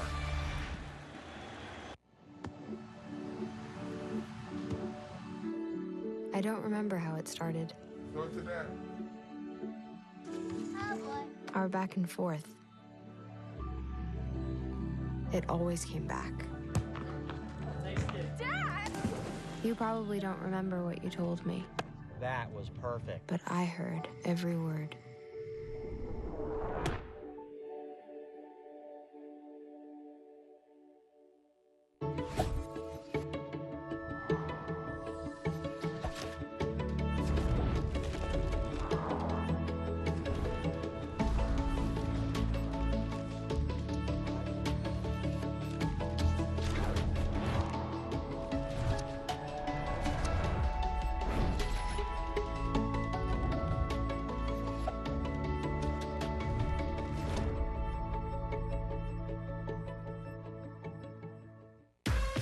beyond the field with Diggin' Deep. Hear from your favorite celebrities and the biggest names in sports and entertainment. I'm still just the kid that's the fan. I can't believe that I know you guys. It blows my mind. Manny Machado, Fernando Tatis Jr., Paul Rudd, Rob Riggle, J.J. Piccolo, Bobby Witt Jr., Tyler Glasnow. All of this and more, only on Diggin' Deep. Watch now on FanDuel Sports Network. World Series champ Eric Hosmer brings you an exclusive look featuring the biggest athletes and biggest names. Lead by example. It's simple. If I do that, then everything else is easy. Only on Diggin' Deep. Another fabulous crowd on hand here at loanDepot Park this afternoon. More to come down the stretch this summer. Braves are coming to town August 25th through the 27th. Make sure you don't miss any of the action. Get your tickets at marlins.com/tickets. The Atlanta Braves lead the Cincinnati Reds 4-2 this afternoon. They were supposed to play that Bristol Motor Speedway Classic last night, but the rains were coming down hot and heavy, so they had to postpone it till 1 o'clock this afternoon. Braves lead that game 4-2. We have to give a tip of the cap to Major League Baseball. They unfortunately, because of the rain, but a great show was put on at the Bristol Motor Speedway. Yeah. I did see they ran out of hot dog buns, though. It's never good. Graham Pauley walked in his first trip to the plate earlier in the contest, and now he watches ball 3 from Heel, who threw 65 total pitches through 3 innings. He was just 7 of 16 with first pitch strikes, and he had 5 3-ball counts, and now you can give him 6.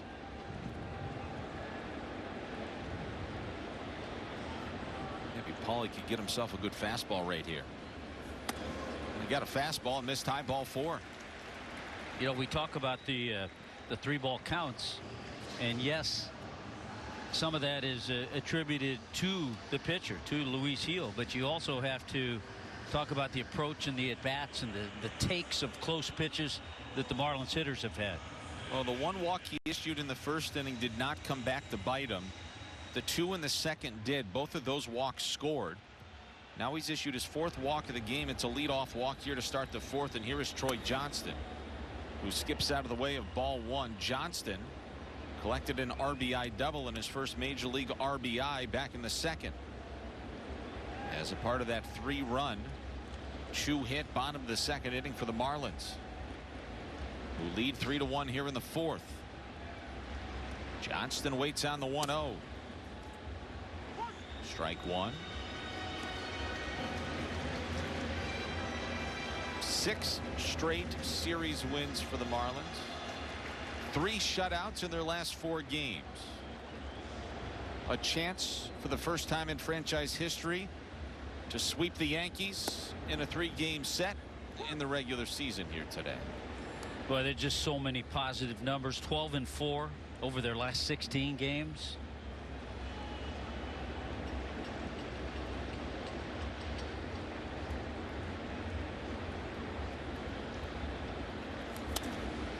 Off the end of the bat into center field. Grisham has got it, and there's 1 away.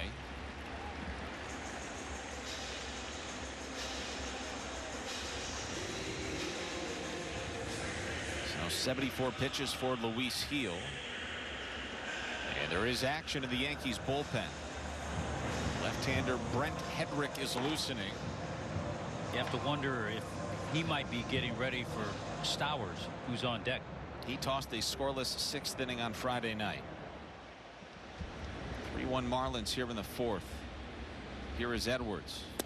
1 for 2 with an RBI single.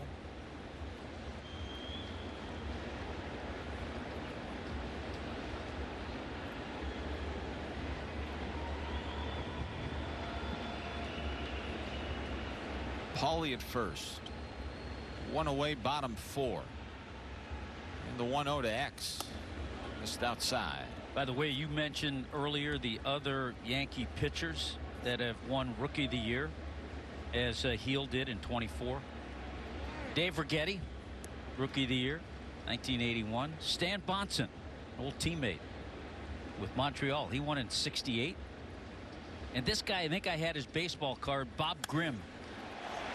There's a base hit for Edwards. Paulie will stop at second. That his baseball card? Bob Grimm, yeah, right-handed pitcher.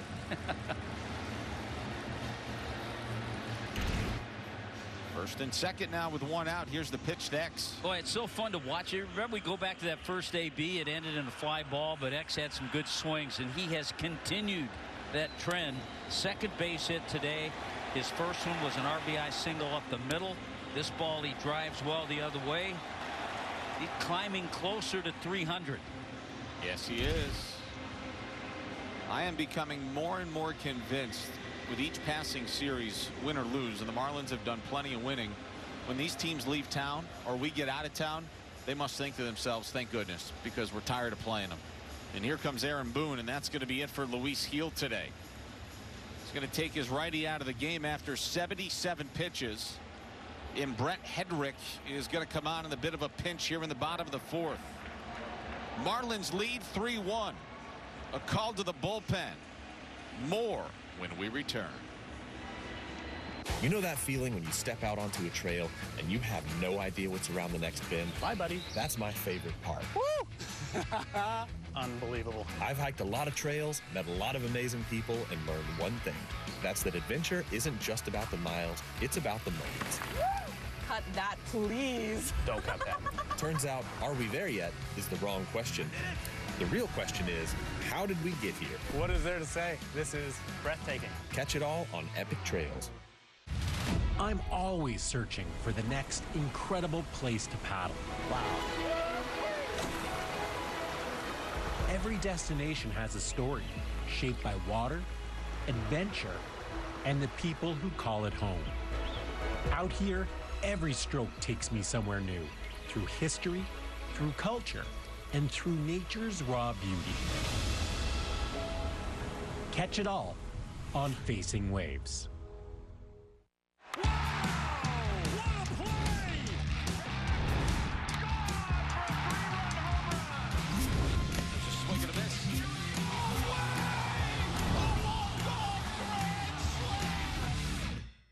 Yep, our private client services focus on plans for protecting assets, growing long-term wealth, and mitigating risk. Wow, that's great. Stanley, you're a private client?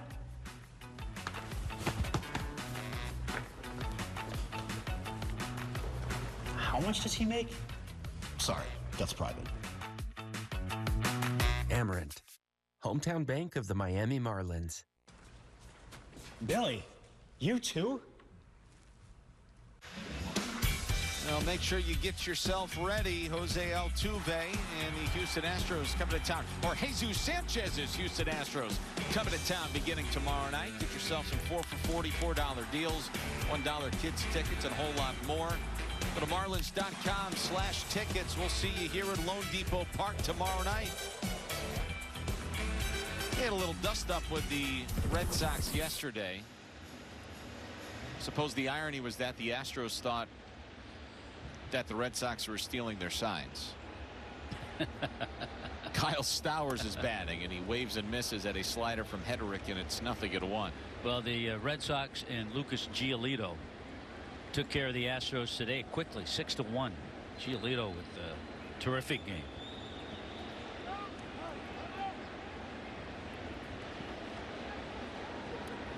So the Astros will be in town tomorrow night.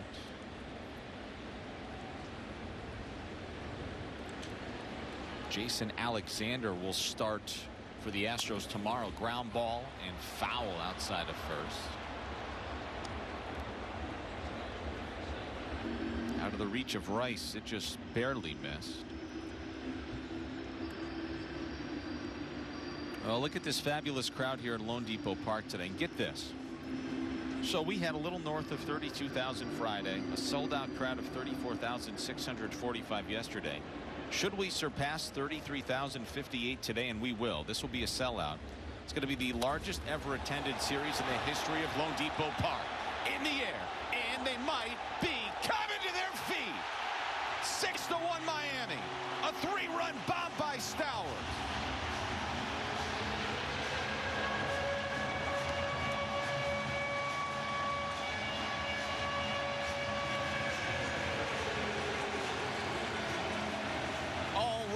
as here comes Kyle Stowers.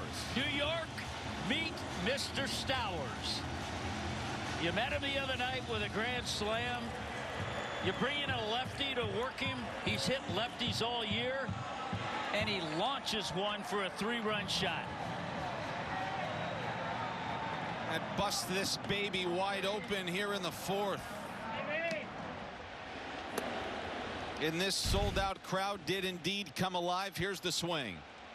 And remember, struggles a little bit coming into this game, but a base hit to left field got him locked in, gets the pitch up, a pitch that he might have swung through last year, and sends it deep. Home run for Stowers, number 25. And he choked up on that bat, too. A towering fly ball that ends up in the Yankees bullpen in right field. Kyle with over 70 RBIs, 71 RBIs now, too. How fabulous. 4 more today.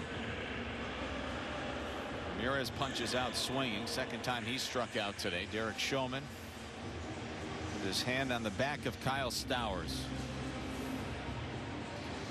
And now these fish have 500 in their sights. What a run.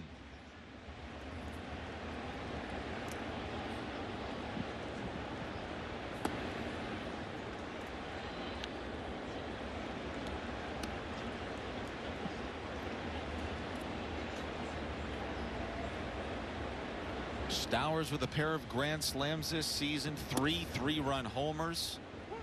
That is some serious damage.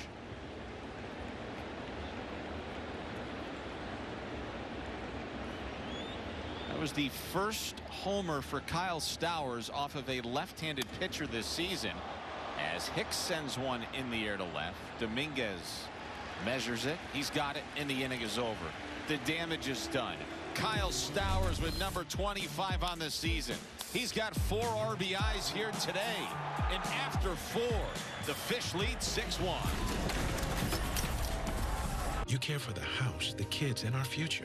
My Shiro's Day is never done. So let's save a little more now so we can create the retirement we want. A free 3-minute online chat can give us the personalized tips we need. Visit aceyourretirement.org.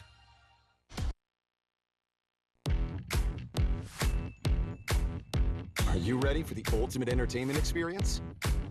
Spectrum is bringing together the streaming apps you love. Plus, live TV for sports, entertainment, and news. All in one place, across your devices. So no matter when or where you are, it's all here. Spectrum. Who wins when the Toyota RAV4 and Honda CR-V compete with the Subaru Forester? 96% of Forester vehicles sold in the last 10 years are still on the road today. That's more than the RAV4 or CR-V. The 2025 Forester is also an IIHS Top Safety Pick Plus. That's better than the RAV4 and CR-V. It also holds its value better than any other SUV in its class, according to J.D. Power. Come see for yourself during the Subaru A Lot to Love event, going on now at Subaru of Melbourne.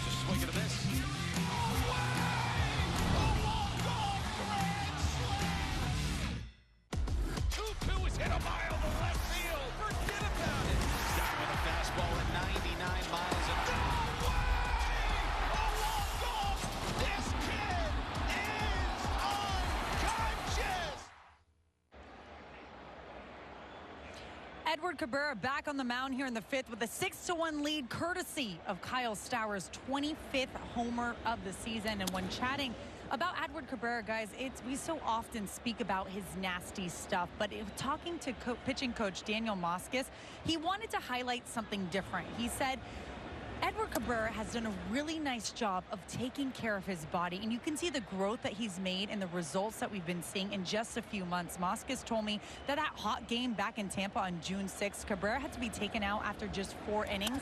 because they could see how the heat was affecting him. Fast forward now to his last start in St. Louis on July 28th, where it was even hotter. Cabby went 6 innings, giving up just the 4 hits and the 1 earned run. Moscas told me if it wasn't for not wanting to push him at the 94 pitches he was already at, he could have gone out for the 7th. He also said a lot of people deserve the credit, the coaching staff, the training staff, the medical staff, nutrition staff, but most of all, Cabby for buying into it all, guys, and we love to see it because we're seeing the result day in and day out. All right, Kelly, thank you very much. And there you see the line for Cabrera on Monday against the Cardinals. 4 hits, 2 runs, 1 earned. Looked really good over 6 innings. He's got a 6-1 lead to play with as we go to the top of the 5th. A 3-run, 2-hit bottom of the 4th inning for the Marlins. Kyle Stowers with his 25th home run of the season. His first off a lefty. He's got 4 RBIs today, 6-1 Miami. And you got the leadoff single here in the 5th by Dominguez. Yeah, it's interesting that it was his first home run against a lefty because he's handled lefties very well all year. Average right around 300. At one point it was much higher by getting base hits. So it's a tribute to the way he has continued the same approach against everybody. And he punches out McMahon on a slider here, and there's 1 away. Make sure you tune in to Golic and Golic, featuring Mike Golic Sr. and Mike Golic Jr. Weekdays on FanDuel Sports Network. Bold takes, big names, big personalities. Don't miss the action weekdays from 3 to 5, only on FanDuel Sports Network. Kalen DeBoer will join the guys tomorrow at 3 o'clock. They need some Marlins material. We can pass that along as well. Here is Volpe, 0 for 1 today. He popped out in the 3rd. What are you saying? Our lines are open? The lines are open. Okay. Available for comment. 54 and 55. The Marlins are on the verge of erasing a deficit that saw them sit at 16 games under 500 after play on June 11th. Clay McCullough running those fingers through his hair like this is stressful. He's sitting back and watching. He's along for the ride like everybody else right now. Let's take a look at our Baptist Health matchup here today. The lowest opponent slugging percentage at home since 2023. Cabby's on the list, behind only Skubal, Snell, and Fried. Snell came back for the Dodgers yesterday. But a .323 opponent slugging percentage at home. It's great at home. It's chopped foul by Volpe. You know, we've talked all broadcast about his consistency. Then you go back his last 11 starts, an ERA just a little over 2. And remember, early in the year he had to deal with the blister issue a little bit.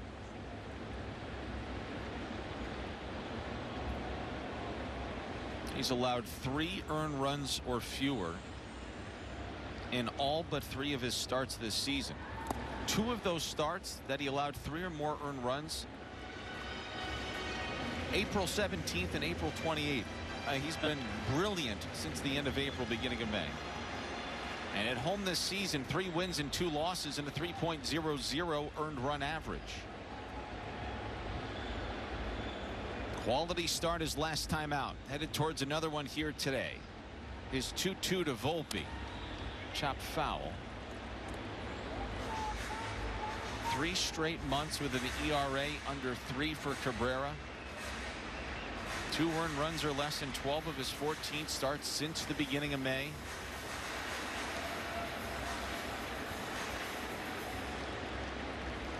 And he's got a 6-1 lead to play with this afternoon, needing 2 more outs to qualify for his 5th win of the season. Did he lock him up? On the peel, he didn't go, says Jim Wolf at first. Count is full. He did lock him up. Pitch was inside, borderline. Ramirez tried to stick the landing there behind the plate. A 3-run second and a 3-run fourth. 6 unanswered runs for the Marlins after the leadoff home run by Trent Grisham in the first. The Yankees have just 1 hit since. There's strike 3 called. give him 6. A half dozen strikeouts for Cabby today. Well, that's the last thing Volpe was thinking he'd get right there. That nasty curveball from Edward Cabrera. He drops it in, locks him up, finds the outside part of the plate. Strike 3 call. That is a perfect pitch. Amazing to me watching that overhead view and looking where Agustin Ramirez is and just how close he is to the plate. Remember, we had that catcher's interference in game 1 of this series. I mean, he is catching those balls. That glove is going right with that swing, and when he frames those pitches, I mean, his glove is halfway out on the home plate. See how deep in the box Austin Wells is. 0-1 the count on Wells, who's 0 for 1 today. 4 2/3, 1 run earned, 2 hits for Cabrera. Swing and a miss on a curveball. Now it's 0-2.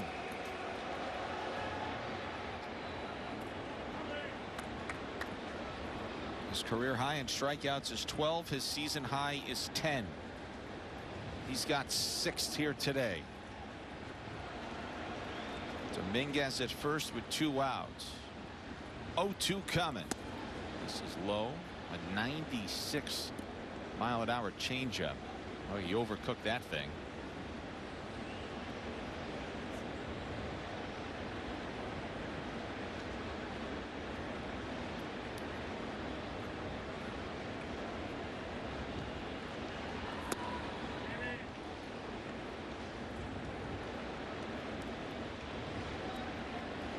It's a good inning to shut down the Yankees, because after putting up 3, taking a 5-run lead, you don't want to see them peck away, get a run or 2, and think they're back in the game. 2-2. Ball 3.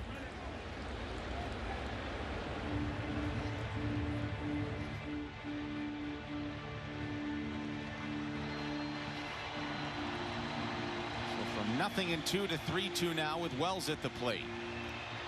And Grisham on deck, who's 1 for 1 today, and he's been on base twice. Runner goes 3-2, swung on it, missed, strike 3. 7 strikeouts for Edward Cabrera this afternoon. We're halfway home. 6-1 Miami. At FPL, we plan for storm season all year long. We're strengthening poles to better withstand severe weather.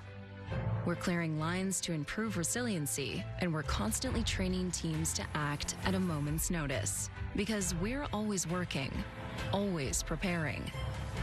So when storms do hit, you can count on us. FPL, working for you every single day. In the air, left field. Hayes is going back. He's still going back. Locking off. Goodbye. Home run. Swing and a drive in the air. Left. With a fastball at 99 miles an hour. Oh, man. Forget about it. Edwards can really run. My goodness. He has just blasted another one. A walk-off winner on opening day.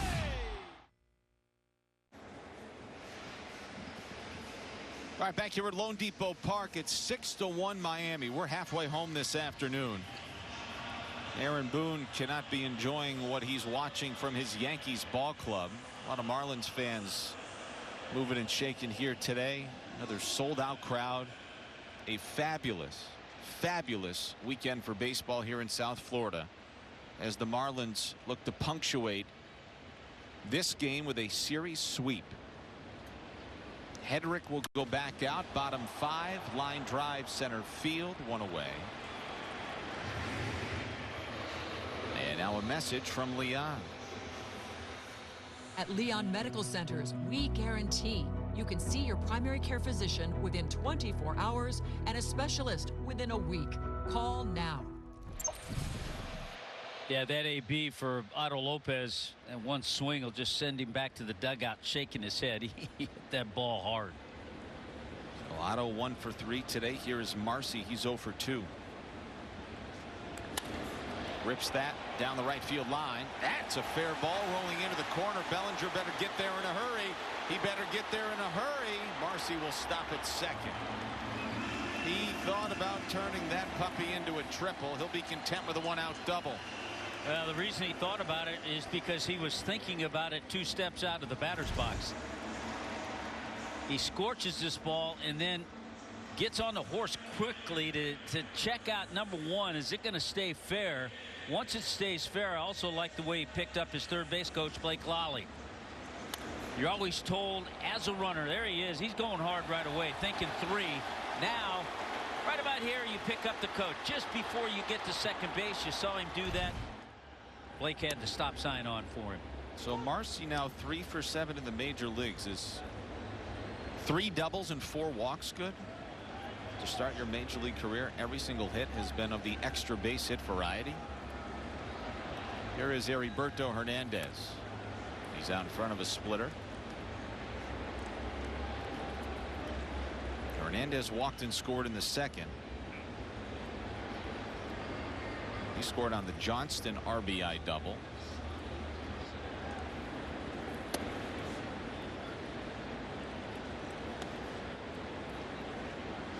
One run, 2 hits for the Yankees.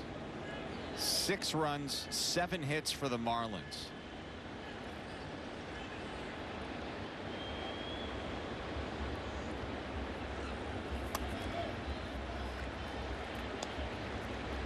It's a cool shot of Jazz Chisholm Jr. looking over the shoulder of Jacob Marcy. What must be going through Jazz's head these days, coming back home to loanDepot Park and his old ball club running roughshod on him this weekend. There's ball 3.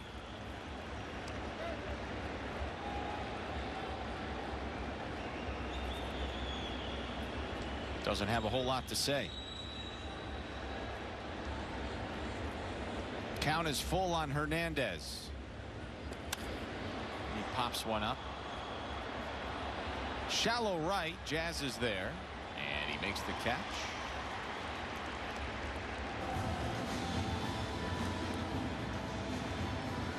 Make sure you stay tuned till the 7th inning for the stretch. Brought to you by Celsius. There's a situation too for Clayton McCullough. You got the lefty out there. You have lefties coming up and all that, but you don't want to unload the pinch hitters right now because this will probably be the last inning that Hedrick works, and then Aaron Boone can go with right-handers out of the bullpen. So you want to right now at this stage of the game just keep the lefties in there. Here's Graham Pauley.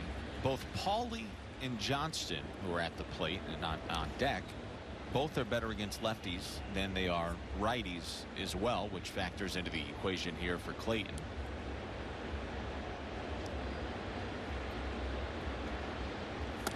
There's a wave and a miss. It's 0-2. He's got a pretty good slider, and he's shown Graham Pauley that pitch a couple of times.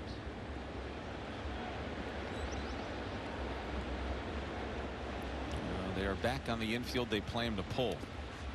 That skips away from Wells, and down to third on a wild pitch goes Marcy.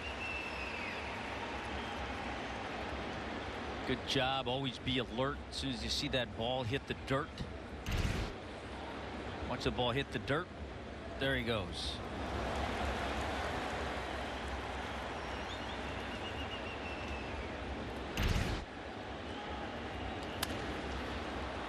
Popped up behind second. Volpe's got it. Marlins leave a man, but they still lead 6-1. 2-2 is hit a mile to left field. Forget about it. Got with a fastball at 99 miles an hour. No way! A walk-off. This kid is unconscious. Over the years, you've built equity in your home. And over the years, life happens. And through life's ups and downs and ups again, when you need money for some of life's necessities, now your home can pay you back. Let us show you how you can access $45,000 or more. Give us a call or visit us online at loanDepot.com today. Unbeatable, just unstoppable. Gotta take it all, not gonna take a fall. Unbeatable, just unstoppable. Gotta take it all, not gonna take a fall. Yeah, yeah, yeah, yeah, yeah, yeah. That's how we do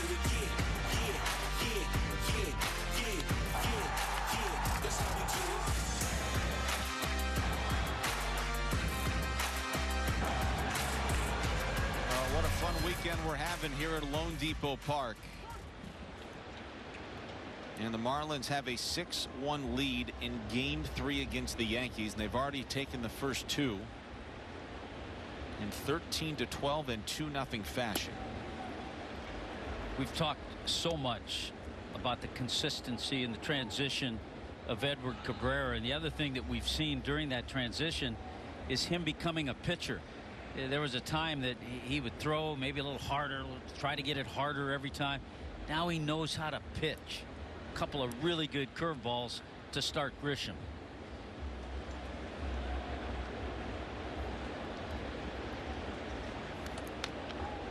You know, it's getting really fun too, Hut. You go back to Friday. We'll start there. Jansen Junk struggled, but the bullpen really did a nice job behind him. But then you go to yesterday, and Yuri Perez fired 6 shutout. Cabrera's into the 6th inning today.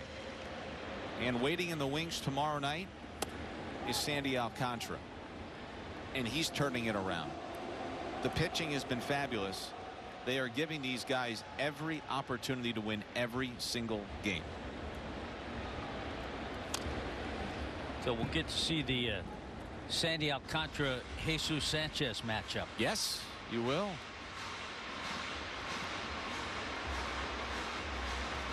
On the air tomorrow night at 6 o'clock. Game 1 against the visiting first place American League West leading Houston Astros. Look out for those Mariners. They had a busy deadline. Yeah, they did. And they are hot on the heels of Houston right now. Interesting, though, you know, they bulked up their offense. But I think it was last night between Cal Raleigh, who was 0 for 5 with 5 strikeouts. Yeah, hit a bad night. And I believe Eugenio Suarez struck out 3 times. So between those two guys, there were 8 strikeouts. They lost that game 6-4 in 11 innings. 3-2 coming. Ground ball to second, and Trent Grisham is retired for the first time today.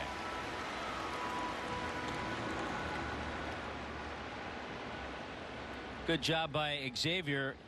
You know, you know what pitch as a second baseman. A little move he went to his left because he saw curveball.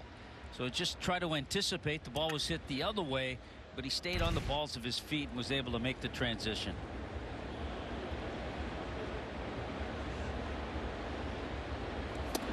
And Rice watches a fastball inside, ball 1. See what Clayton does with his bullpen today. Enriquez, Phillips, and Fauché pitched yesterday. Belloso, Bakker, and Bender pitched on Friday. So the bullpen is well rested. He's been able to wiggle his way through that situation. I think we could see Bender. Anthony Bender will be ready. He's just not a hat guy. He hates a hat. Josh Simpson is the first one up and loosening in the Marlins bullpen today.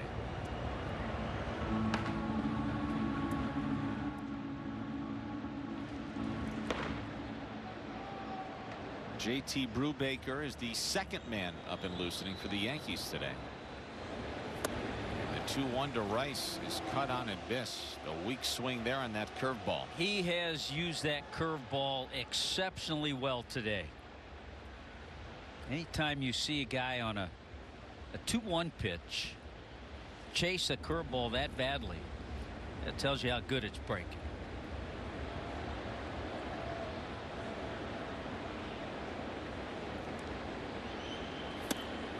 Did he go? No. You know, it's amazing how, I mean, there's so many notes these days about the Marlins. They've won 6 straight series. Opportunity to sweep the Yankees for the first time in franchise history in the regular season today in a series. They're also on the verge of winning their 5th game in a row. In their 9th, make it their 10th in their last 13 games.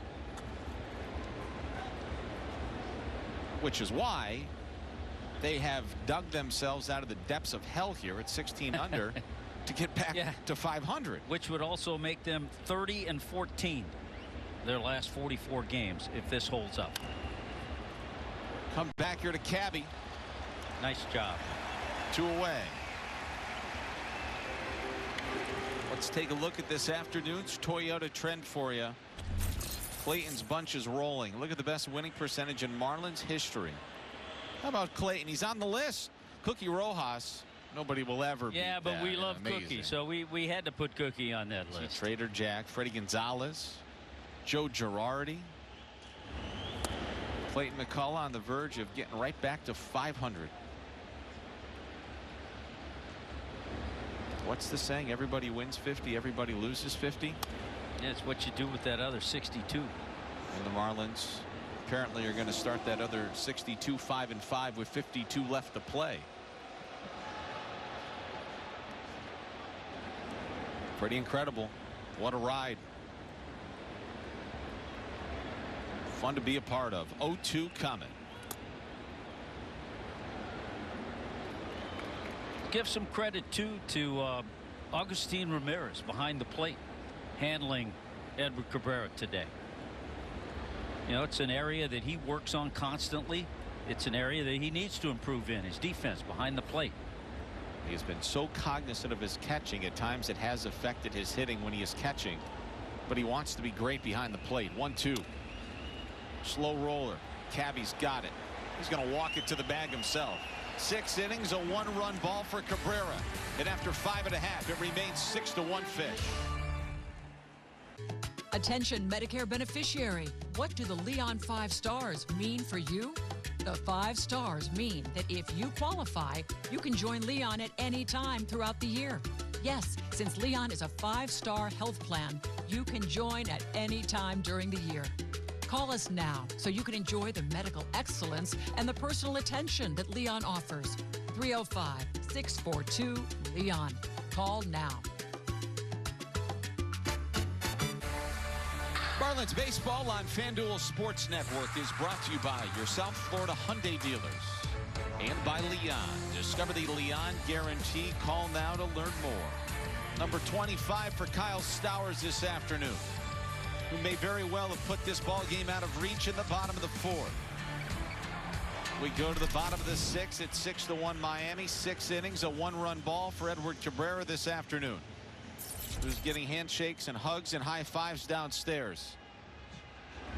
Dane Myers will pinch hit for the Marlins, leading off the bottom of the 6th. So Troy Johnston is out of the game, and Clayton will shore up his defense. Absolutely right. You get Dane back in right field. You get the lefty-righty matchup now.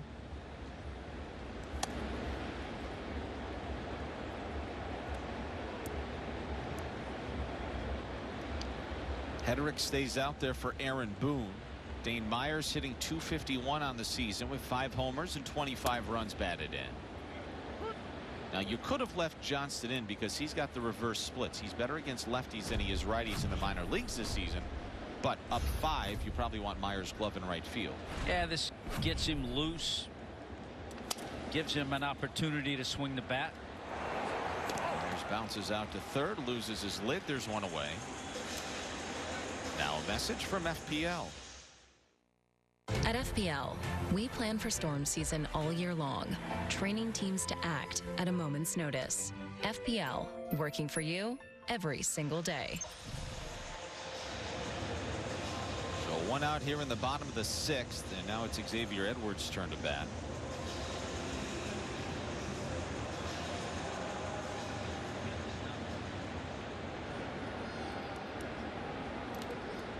Dane Myers now 3 for 9 pinch hitting this season.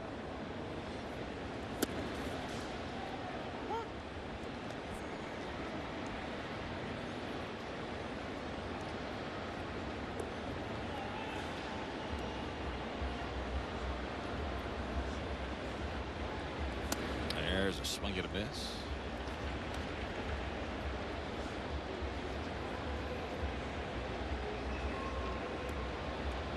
You know, it's amazing when you look at the National League batting leaders as far as average.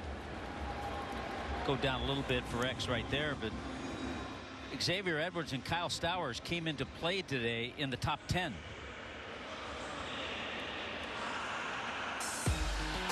Now you have the home runs by Marlins left-handed batters, 25 or more home runs. There's some nice names on there. Justin Bohr, 2017. Mike Jacobs hit 32 in 08. That's when a whole bunch of guys hit 30. Carlos Delgado. Always thought Carlos Delgado, you look at his numbers, never gets much consideration, but pretty good Hall of Fame numbers. Carlos Delgado better watch out on that list, because with 2 months left to play, Stowers might just run him down. But the National League leader in batting average, I think a lot of people would not be able to guess that it's Dodgers catcher Will Smith. I agree. Freddie Freeman, number 2, and Manny Machado, 3rd in the league. And that little guy Luis Arias hanging around at 299.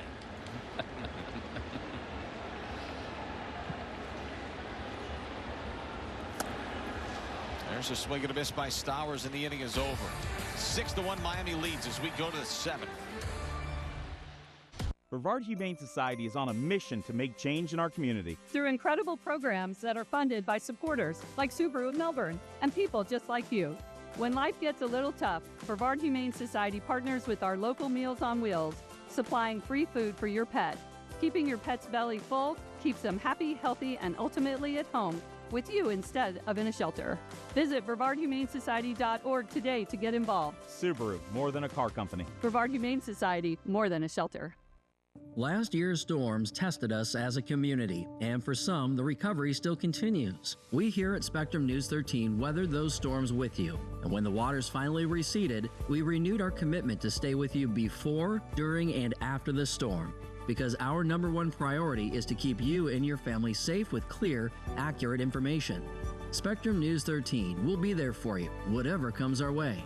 Available on all your favorite devices, exclusively on Spectrum. Welcome back to Marlins Baseball on FanDuel Sports Network, presented by FPL. What a special day here in Miami. Jack McKeon going into the Miami Marlins Legends Hall of Fame. That trademark Trader Jack cigar, said he always carries one. Special day. Awesome day. Marlins lead 6-1. Cabrera in line for a victory. Josh Simpson has come on out of that Marlins bullpen. He'll handle the 7th. It'll begin with Stanton. And it's no balls and 1 strike on Giancarlo, who's 0 for 2 today.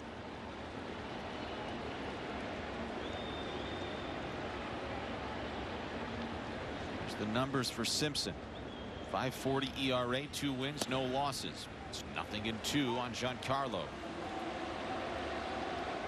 Yeah, the ERA kind of bumped up a little bit because of that last outing in St. Louis. A couple of really good pitches, first 2 pitches to Stanton.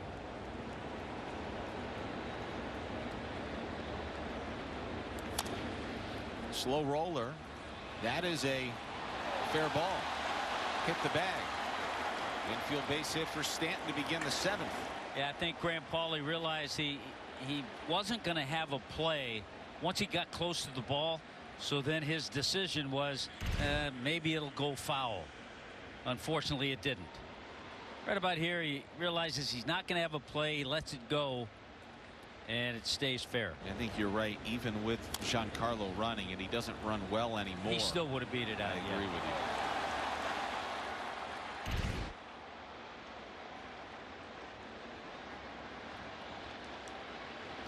Similar to Augustine, 2 guys that can smash the baseball. A slow roller. And here is Jazz. It's almost like anytime you can get Giancarlo to hit a ball that softly, you've done a job. I know it.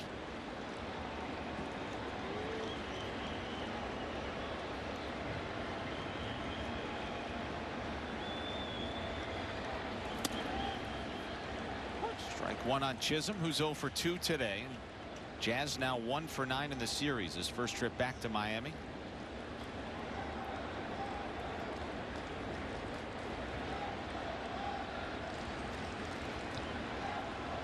And we have to point out the guy having a much better series, the guy he was traded for, Augustine Ramirez. Aaron Boone said last night, we were well aware a couple of springs ago what kind of power he possesses. It came to no surprise. 2-1 coming. In the air to left center. Hit it pretty good. And this is gone for Jazz. A 2-run bomb just like that. It's 6-3 here in the 7th now. Stand by. It's getting a little bit more interesting. It's number 19 on the season for Chisholm. Well, Clayton making the move, bringing in the lefty Josh Simpson. So far, it has not worked out. Stanton with the infield base hit, then the left-handed bat. We know Jazz has that kind of power. We've seen him pull balls for home runs and go the opposite way, and that ball was jolted. That sinker was center cut just above the knees for Jazz. And now Clayton may need to think about getting some of those high leverage guys loose in a hurry.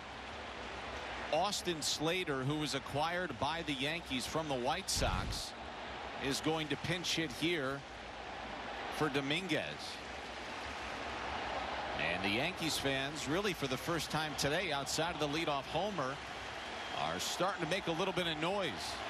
Yeah, that's another reason why you wanted to keep their bats quiet, because you know their fans will get involved, and they have.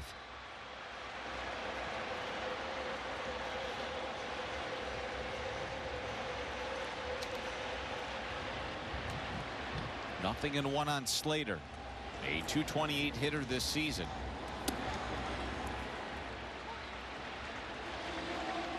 Quickly, no balls and 2 strikes on the veteran outfielder. Probably the biggest situation that Josh Simpson, considering the circumstances, has ever pitched in his life. Slater still in search of his first hit as a Yankee.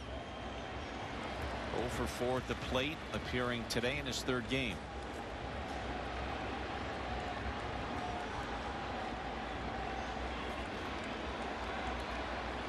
What a transition he's made. Came from the White Sox after playing 51 games to the Yankees.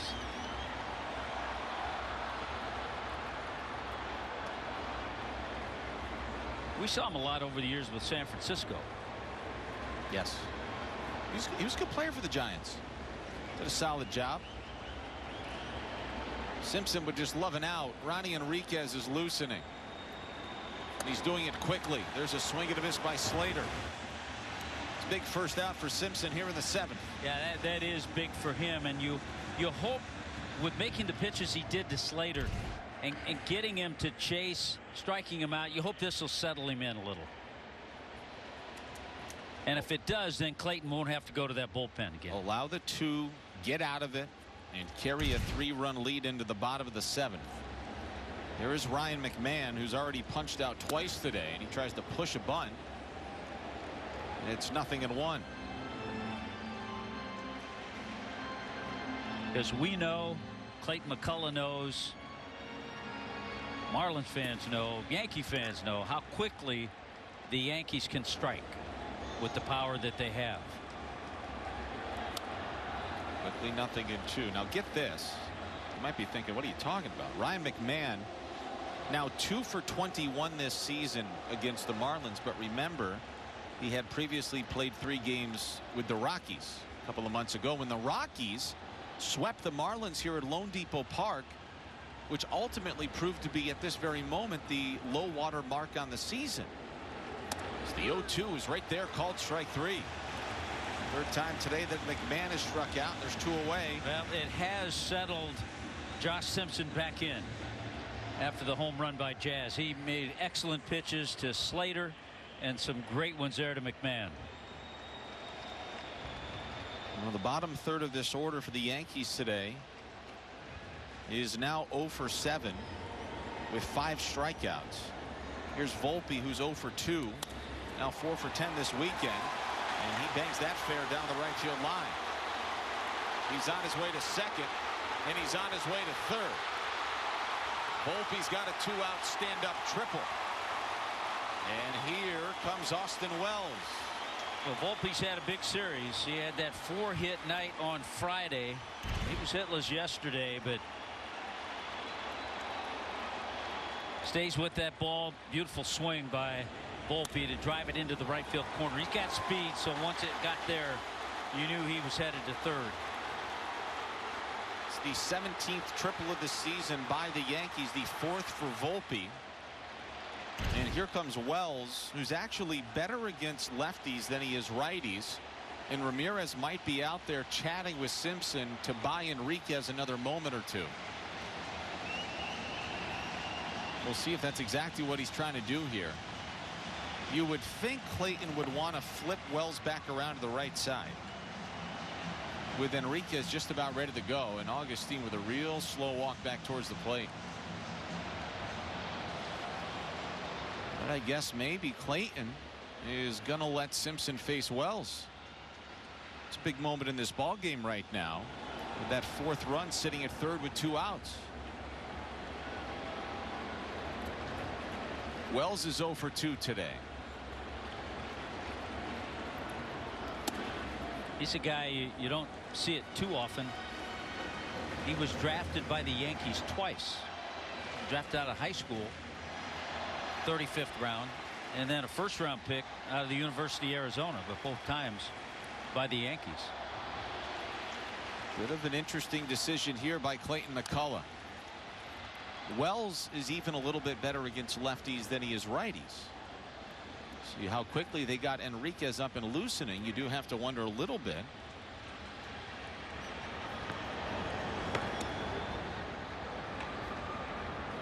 Why maybe Enriquez not in the game.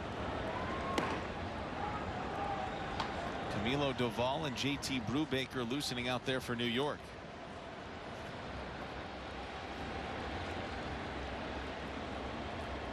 And a 1-1. Popped him up into left. Should get Simpson out of the inning. Stowers has got it. Yankees get 2. 6-3 at the 7th inning stretch. And let's go to the 7th inning stretch, brought to you by Celsius.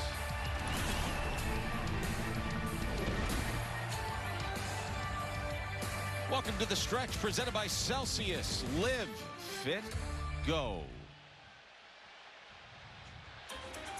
Well, Edward Cabrera, fantastic for the Marlins today. 1 run over 6 innings of work, and you can't ask for much more. You know what, Kyle? We talked about the consistency the entire game, and he's been able to stay with it. Talked about June, talked about July. His first start here in August, he continues with the consistency. Terrific effort by Edward Cabrera, and Stowers just keeps on going. Hit a grand slam Friday night. 3-run shot here after they brought the lefty in to face him. Kyle Stowers with 4 RBIs today. Look at that moonshot. How about that homer for Kyle Stowers? He is just crushing it this season. Let's get back to Marlins baseball after a quick break provided by Celsius.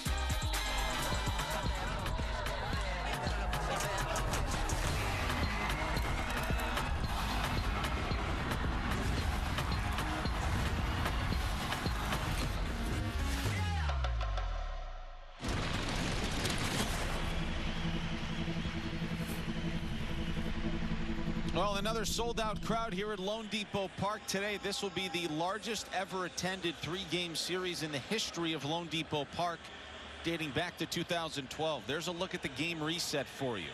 Yankees are inching closer after a 2-run homer in the top half of this inning, but the Marlins lead 6-3. Let's go downstairs and check in with Kelly. Kyle, with a victory in Game 2 yesterday, the Marlins tied a franchise record 6 consecutive wins, tying the 1997 World Series champion Florida Marlins. I asked Clayton post-game what shift he saw in his team over that stretch, and he told me he feels like they're showing up to the ballpark every day expecting to win. Clayton added that losing stings a little bit more these days. He said that they set standards for themselves and higher standards than they had in the past, and they're seeing what they're capable of and understanding what it takes to win every day in the big leagues. And guys, we saw a perfect example of that in Milwaukee after the Brewers walked them off on Sunday. Despite winning the series, this team was not happy that they were not able to complete the sweep against what was then the hottest team in Major League Baseball. You love to see that kind of attitude from this young Marlins team. Well, thank you so much, Kelly. What a weekend it's been. What a couple of months it's been. Let's go back to June 11th when the Marlins have gone 29-14. A win percentage good for 67, 674. Winning 67% of their games. That's incredible. Look at the wild card improvement. They bettered themselves by 6.5 games in the wild card standings with a run differential of plus 49. Boy, so much good about all of that. And I think it starts with the starting pitching. We pointed that out. The starters have been going a little bit longer. That's taken a burden off the bullpen. The bullpen has reacted by doing their job. Clutch hits. The offense has kind of been spread around. The defense has been good. So Peter Bendix and his staff, they have put together something that's been a whole lot of fun to watch. He had plenty of chips at the deadline, and he held on to all of them. Nearly. The exception of Fortes and Sanchez. Cabrera rumored to be dealt. Alcantara rumored to be dealt. Multiple high-end bullpen pieces rumored to go. This group is rewarding Peter for sticking to his guns. Other teams didn't meet an asking price at the deadline. He said heck with it. These guys are playing good. Let's see if they can keep it up. So far so good. Sinker ties up Ramirez. He went around. You know, and I also think he saw and he sensed how this ball club has been playing.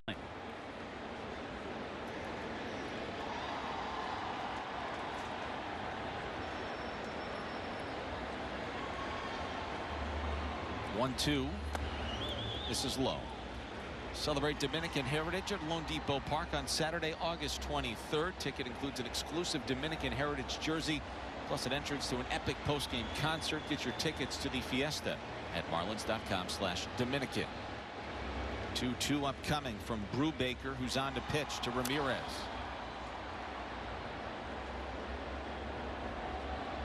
It's a little quiet day for Augustine, trying to extend a hitting streak. Hit to 5 straight.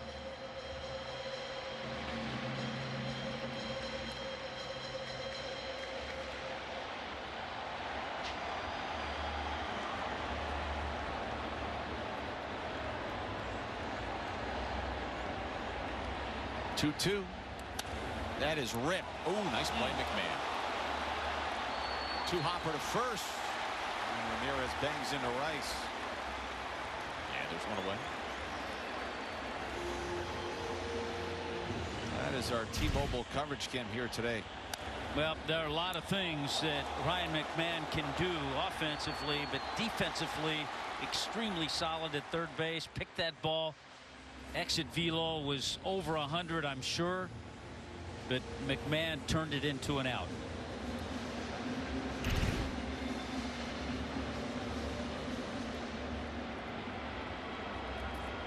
So 6 pitches and 1 out for Brubaker. That is Slater who pinch hit. He's in left. Liam Hicks watches a sinker that misses inside, ball 1.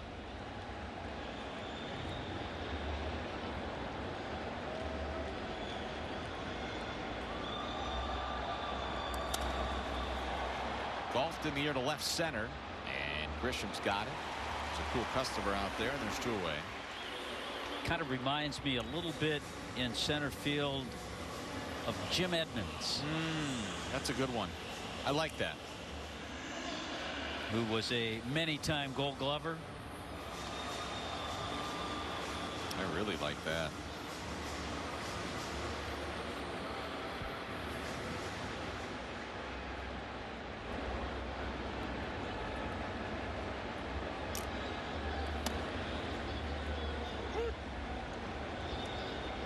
Rosado Lopez, who's 1 for 3 today.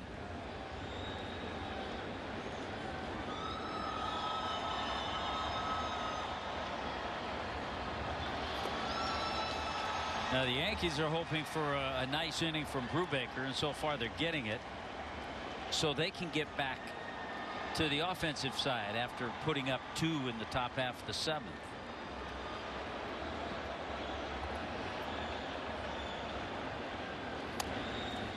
Ronnie Enriquez was loosening. It would appear now, though, that Marlins bullpen is pretty quiet. And with Grisham, Rice, and Bellinger due up 3 lefties, there's Ronnie. Maybe he is coming in. He's just kind of hanging out. I think he got fully heated so he's good last to go. inning. Yeah. Did for a second dawn upon me, would you possibly ask Simpson to get 3 more lefties? Nah, he got up there in pitches, struggled a little bit.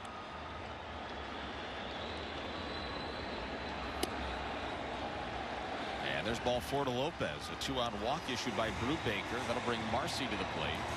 You know, I think if he had a quick 1-2-3 inning, low pitch inning, then possibly, yeah, we could have seen him again. So Jacob Marcy has 3 hits in his major league career. They've all been doubles. So 3 extra base hits before his first big league single has only been done one other time in Marlins history. In July of 2022. Remember this name, Charles LeBlanc. Yeah. Played a little third base, a little first base. Born in Montreal. Yeah. He's got to drop the C at the end. Healthy rip there by Marcy. It's 1-1. LeBlanc actually played in 11 games for the Angels last year. And he's played in 22 games in the Braves system in AAA this season. He might be done. Check in on Lopez at first.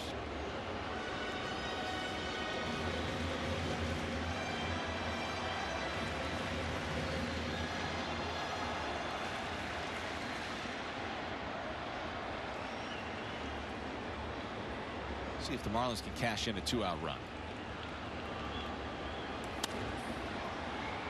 Boy, they've done that so well all year. Sure have. Here's a double from earlier. Yeah, here's a look at that double. Off the left-hander, Hedrick stayed on it. Quick bat. And yeah, Mom said, Mom wanted 3. Yeah. I think Mom wanted him to go for 3. But nah, he picked up Blake Lally and put on the brakes. How about the crew? Here's a no throw down to second. That's a stolen base for Otto Lopez. Oh, Wells wanted to fire that ball in towards second. I'm not sure Volpe got to the bag in time. I didn't think it was a great jump. I thought they had a chance. Oh. No, I think he was there. Okay. Sometimes the catcher just doesn't have a grip, or he may have thought he just didn't have a chance. So stolen base. 2-out RBI opportunity. 2-2. Marcy watches ball 3. I was going to say the Marcy crew, they must have really run up the credit card there. They got different gear on every day they've been here. They paid a visit to Robin down there in the team store. Yeah, they're on a first name basis now with Robin. Yes. Does she do the friends and family discount is the only question. Oh, she better. You'd hope. Yeah. Mom, if he's going to do this for another 10 years, you got to just cool it a little bit. The blood pressure is not going to be too kind to you.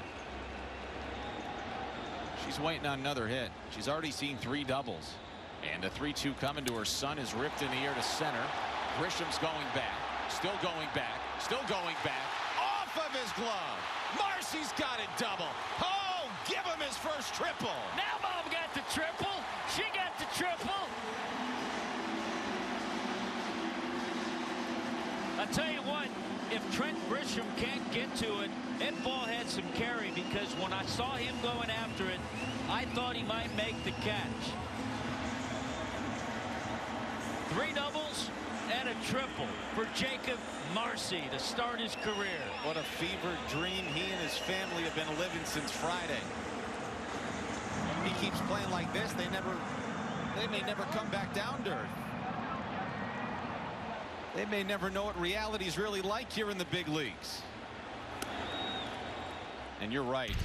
He got a little thump into this puppy. So often he gets himself in a good count because of his eye. And then this ball carried.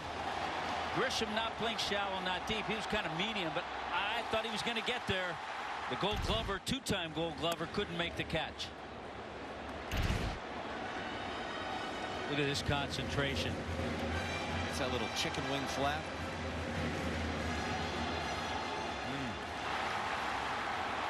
Oh, yeah. See, he knew triple right as he stepped on the bag.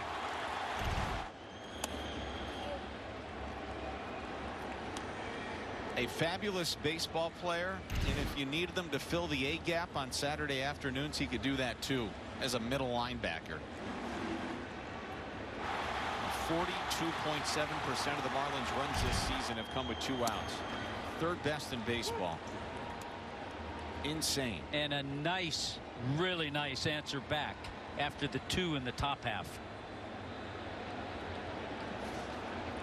Trying to put a kibosh on any Yankees threat here today.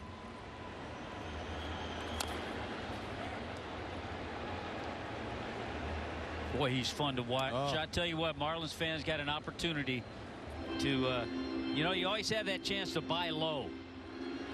You got that chance to get in on Jacob Marcy low. 24 years old. And the market opens at 9 o'clock tomorrow morning.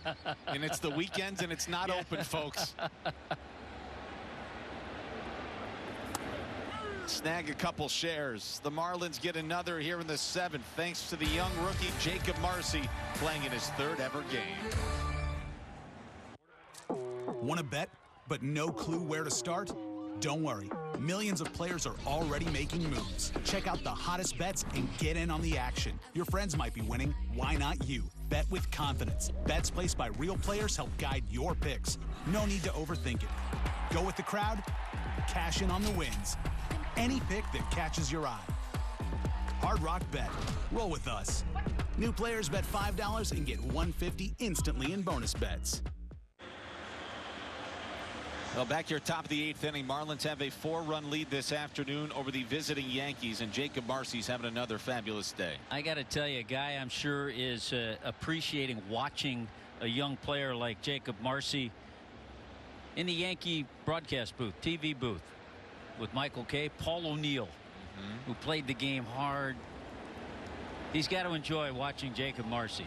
Maybe not as much as we are. It's a fabulous point. So, how about this, Hud? Look, Trent Grisham leading things off is a 182 hitter against lefties. Ben Rice, who's on deck, hits 188. You've got Ronnie Enriquez still loosening in the bullpen, but Clayton McCullough has asked Simpson at least to go back out here in the 8th to try to get Grisham. Yeah, I don't think his ask is to have him out there for the whole inning. We'll see how it plays out, though. Well, Rice is on deck. If you pinch hit Paul Goldschmidt for Rice, then you've got the righty loosening and you can go to Enriquez. And if you're Aaron Boone, you're factoring all those things in too. And then if you look even further ahead, if you have, I don't think Simpson's going to face Bellinger because he's really good against lefties. So if Boone pinch hits for Rice, you go get Enriquez, and then the matchup is back in your favor. Yeah, and Ronnie's ready. He's been down there ready. Well, he's 2 innings deep into his outing out there in left field. So this may very well simply be a 1-batter assignment here for Simpson.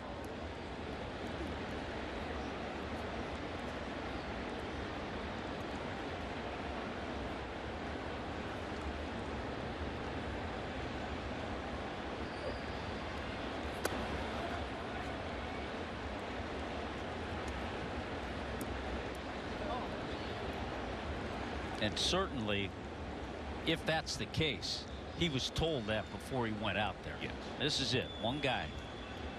One job. And the 2-2's coming.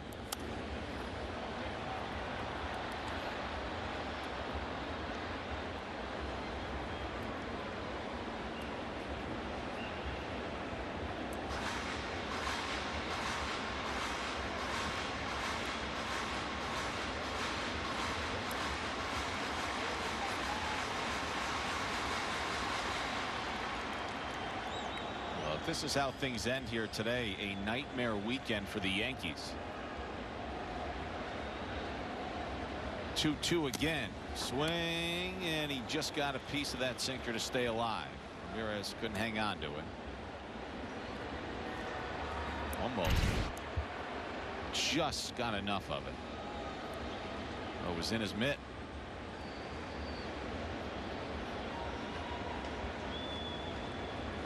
Ramirez not happy with himself. So again, another 2-2 from Simpson to Grisham. All 3.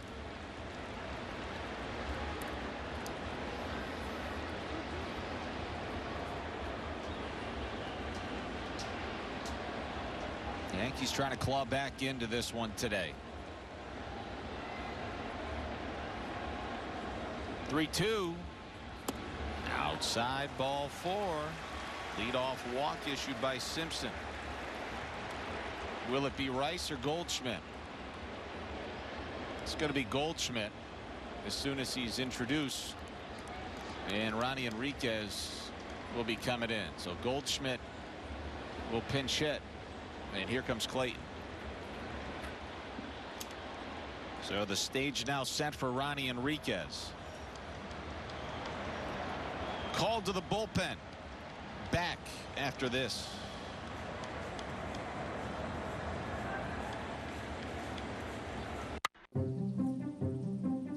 I'm kind of a deal hunter. I like to make sure we got the best deal.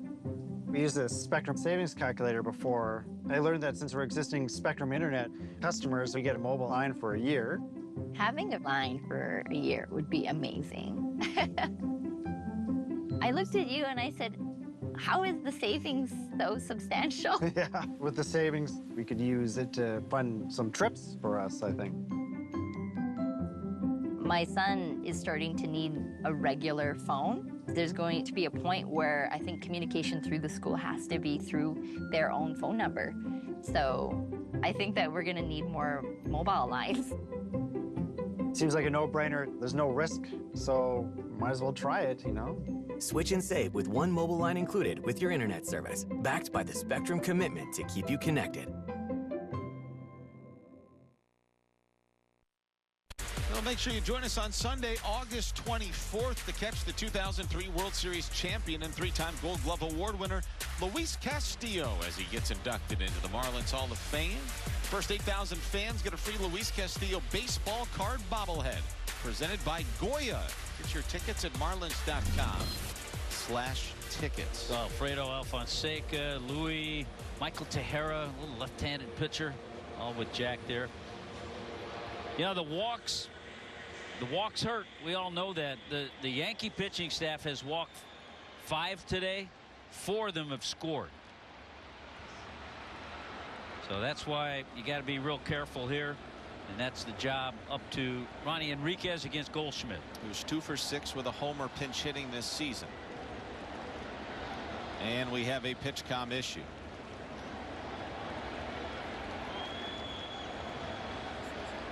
This is a situation that needs to make sure it's resolved after the game. This has happened far too often the last couple of days. Somebody didn't refill the batteries. No. Something's happened. By the way, Goldschmidt is also a double play candidate too if he hits the ball hard on the ground. Yes. Yes, indeed. Which is exactly what Ronnie Enriquez would love.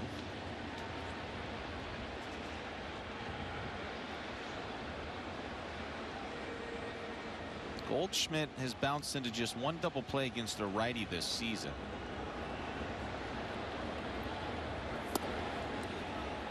And a fastball's in there for a called strike.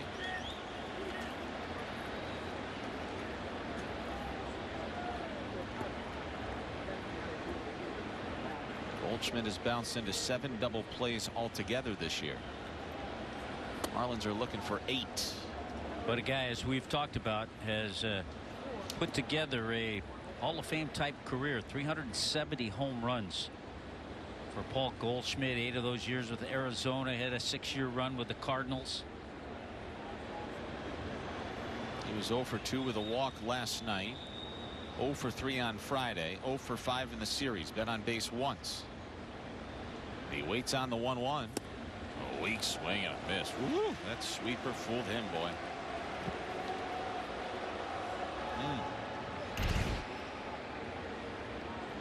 Goldschmidt had the fastball swing on the sweeper. It was rather non-committal. 1-2. We'll do it once more. Jammed him with a good fastball in. I don't know if he'll go fastball again. See if he goes back to the sweeper.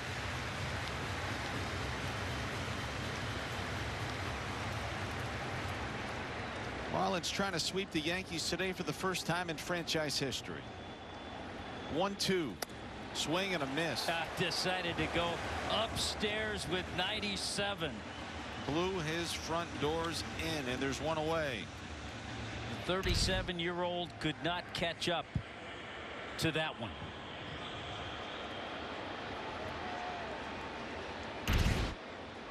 Remember, Enriquez has not been good stranding inherited runners this season, but he's 1/3 of the way to stranding Grisham at first here in the 8th.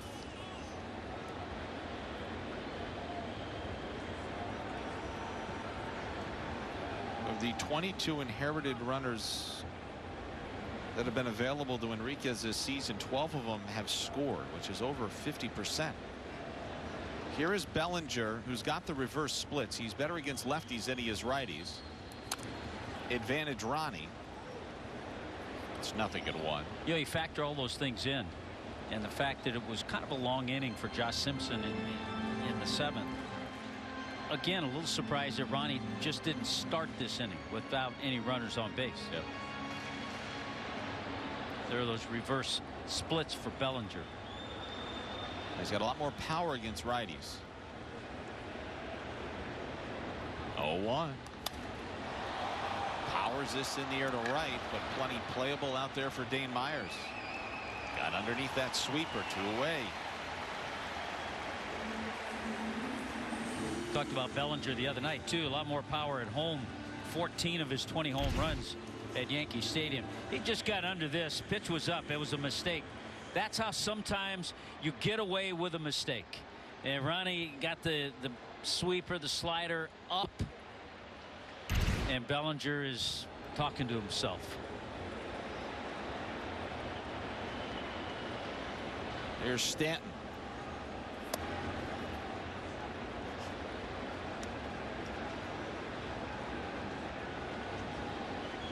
Giancarlo 1 for 3 today with a single in the 7th. Scored on the 2-run homer by Jazz, who's on deck. 1-0 coming here. It's 2-0.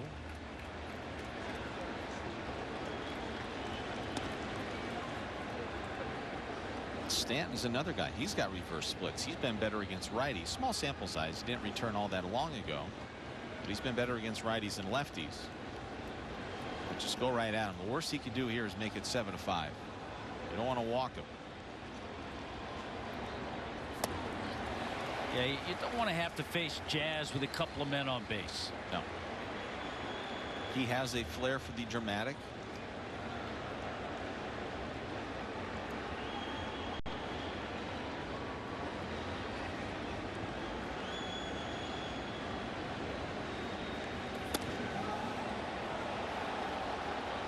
Well low, 3 balls and 1 strike.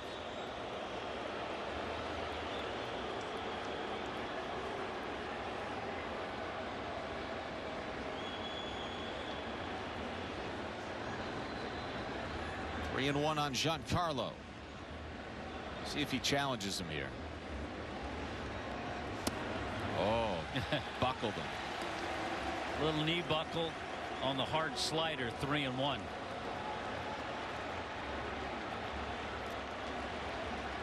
Three and 2 on Giancarlo. Runner at first. 7-3 Marlins. Top of the 8th inning with 2 outs. Enriquez comes to the plate. That was power versus power right there. Yeah, and even though Stanton fouled it off, he was just a tick behind it. You do it again? You go up with it, or you go with that slider, or the sweeper or slider off the plate. But you can also go up with the fastball. That's why Stanton has to be alive. Here we go.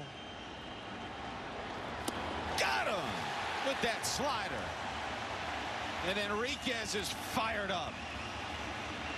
7.5 in the books here at loanDepot Park today. The Marlins lead by 4. And they're on the verge of sweeping the Bronx Bombers. It starts with Celsius. Fuel I can feel good about. I'm gonna need it. I'm training for life. From after-school pickups to meal prep to a 12-hour night shift. I don't have time to get ready. I've got to stay ready. Dawn Patrol starts with a Celsius. I got a whole day to seize. First it's cardio, then it's a race against the clock. Refuel. I've got 48 to do in 24. It's 4:49 a.m. Grab a Celsius, lock in. I've got a goal to hit and a deck to conquer. A party to be the life of and all the essential energy I need to do it.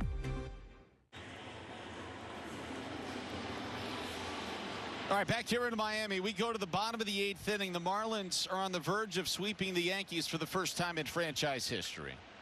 Brubaker stays out. Paulie lifts a sinker in the air. Foul territory. Jazz is over. Can't make the catch.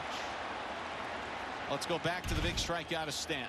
Boy, just some outstanding pitches from Ronnie Enriquez. Came in with a runner at first, struck out Rice, got the fly ball from Bellinger, and made perfect pitches to Giancarlo Stanton. Get fired up, Ronnie. It is for some to head towards the exits. But a majority of this paid crowd this afternoon of 34,601. Another sellout will linger to its conclusion. You know what? Here's my let me go out and say this. You know, Yankee fans, there have been a whole bunch of them here at the ballpark. That's fine. It's been great to have over 30,000 every game. But for all you Yankee fans who've come, and even some who are watching, if you can't go up to New York, go to a Yankee game, how about coming down and see the way the Marlins have been playing? Because you've seen a really good team. You've seen the way this club plays. So don't just disappear. And the Marlins are just no longer, Tommy, a fun story. This is a good baseball team.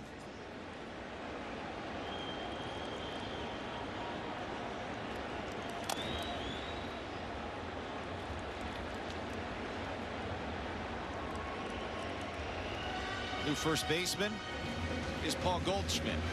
Because, you know, I know you moved down here because the taxes are better, the gas is a little cheaper. I was going to get into that. Is this the appropriate time? Housing's probably low. You know, so if you do that, take on the Marlins as your National League team. How about that? There you go. I'll get off the soapbox. I'm done. It was well said. 1-2 coming to Paulie. And he rips that into right field. That baby's going to get down for a base hit.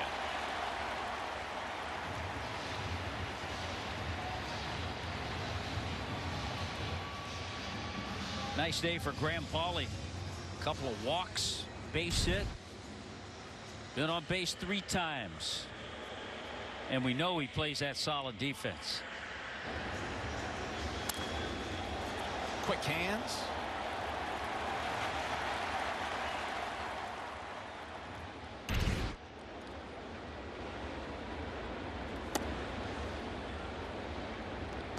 You know, he might not get up again in this game. But how about the note on Jacob Marcy? He's the first major league player since 1901 to record at least 4 extra base hits and 4 walks in his first 3 games. Since 1901. Pretty good.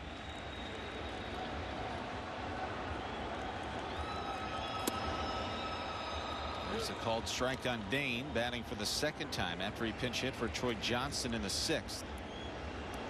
Bounced out to McMahon to lead off the 6th inning. By the way, I should point out that there was a very special and beautiful rendition of Sweet Caroline that broke out during the last half-inning break here at loanDepot Park.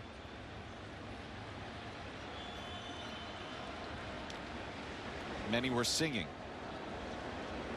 Many were not. Which, for those of you who've been at Fenway Park, it was quite fitting. It was fitting. Quite innovative. Yes.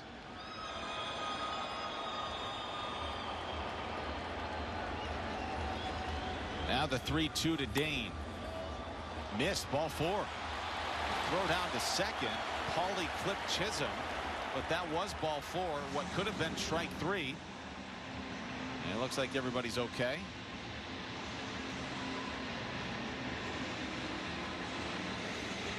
You know Graham will have that smile. Yes. Yeah, that throw took Jazz right into Paulie, and there was the collision. Well, it's close. That could have been strike 3, but called ball 4, and thank goodness everybody's okay out there. Graham might be a little bloodied. He get a piece of Jazz's elbow or arm, I think, reaching for the ball.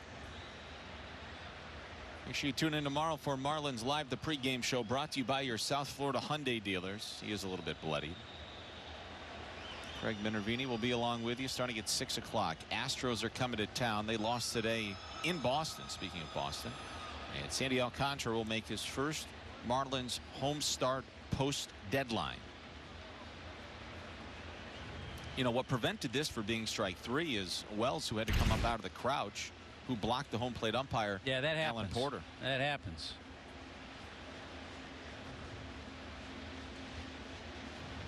So first and second with nobody out, you do have to wonder here if Clayton is going to ask Edwards to drop down a bunt in front of Stowers. Here's another look. Watch Jazz, watch Paulie. Oh, the knee. Ouch. It collides into the side of that knee. Ouch. Yankees pitching, by the way, has issued 17 walks in this series, 6 more today.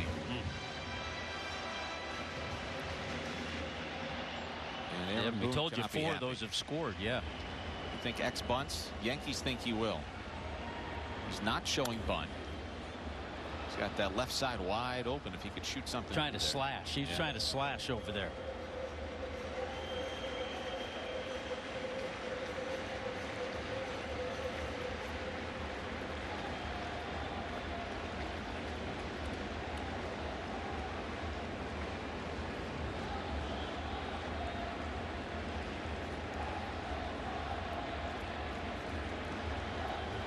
Runs, 5 hits for the Yankees, 7 runs, 9 hits for the Marlins, threatening for more in the home half of the 8th.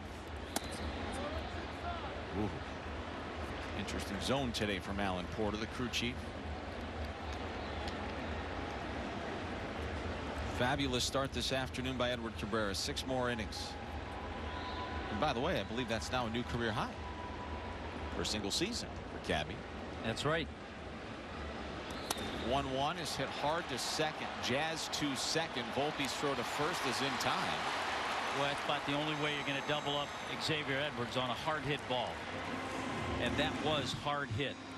One hopper to Jazz. He took his time, made a perfect feed to Volpe. And the Yankees turned a nice 4-6-3 double play.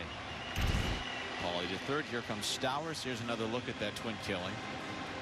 Nicely done by Jazz. Got it out of his glove quick.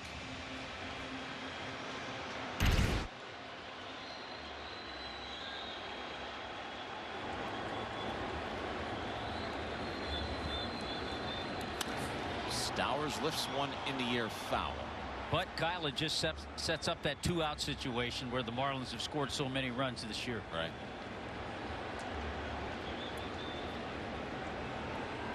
Stowers has his first homer against the lefty this season. Look at Lake Bacher in a non-save situation getting loose for the 9th.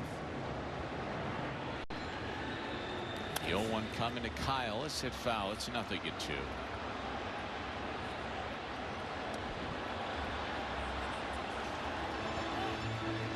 Well, the Marlins don't need to lead SportsCenter tonight, but I hope they find their way into the A block because this team deserves it the way they've been playing. 50-50 raffle up to almost 20 grand. That's good.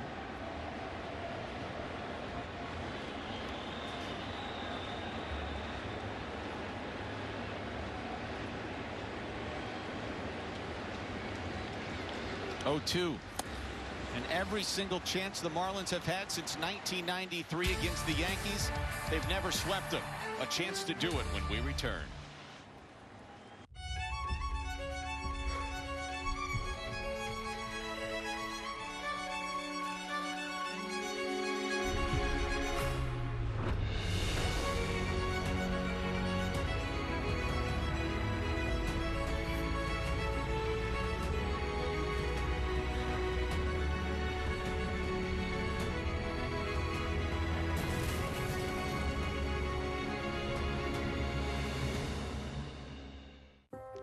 1 second she can't walk. Then she can. 1 second you're single. And then you don't want to be. 1 second it's a pipe dream. And the next, it's a dream come true. 1 second you feel safe. And then, The police are on their way. well, you still do.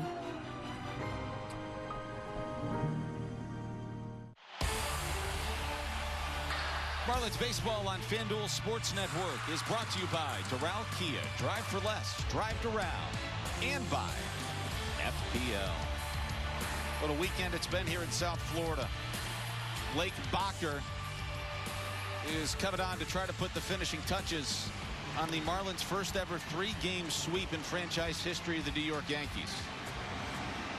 Well, there's some empty seats because the Yankees fans that have come today are now gone, disappointed in what they've seen all weekend long from their ball club. But many of this paid crowd of 34,601 have stayed. Well, and I'll tell you what, I hope the Marlins fans that are here for this game, if this lead holds up and the wind holds up, they show their appreciation when this game's over. And what did Jack McKeon say earlier this afternoon when he was at the dais? How about an opportunity to come back out tomorrow, continue to support this team, just like all of you did when I was managing in 2003. Jazz up the middle into center field. Leadoff man aboard for the Yankees in the ninth. Second hit of the day for Jazz. Second hit in as many at bats after his 2-run homer in the 7th.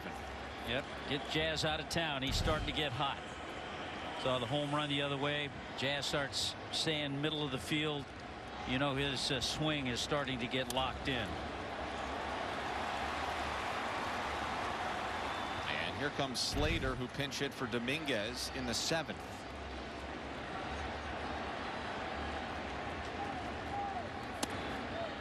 Total attendance this weekend, Hut, largest ever 3-game attended series in the history of loanDepot Park, 101,545.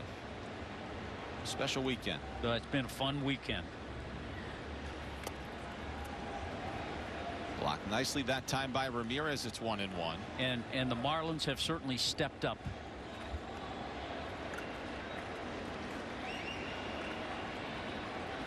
Bacher trying to wrap things up here in the 9th. He pitched on Friday, allowed the leadoff homer in the 8th inning to Volpe to tie the game at 10. 1-1 coming. Flip foul and it got a piece of Augustine, who's withering in pain. Well, he was. Quick to bounce back. But he's such a tough guy. He hit the deck in a hurry. Oh, inner left thigh. Rub some dirt on it. It's not funny, but no, it's not. But it is. But he's okay.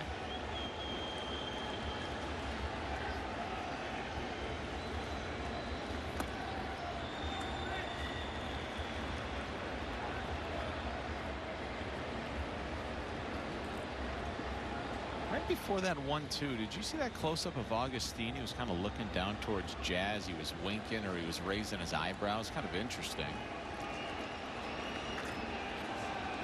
2-2 in the dirt. It gets away from Augustine. And Chisholm will take second on a wild pitch.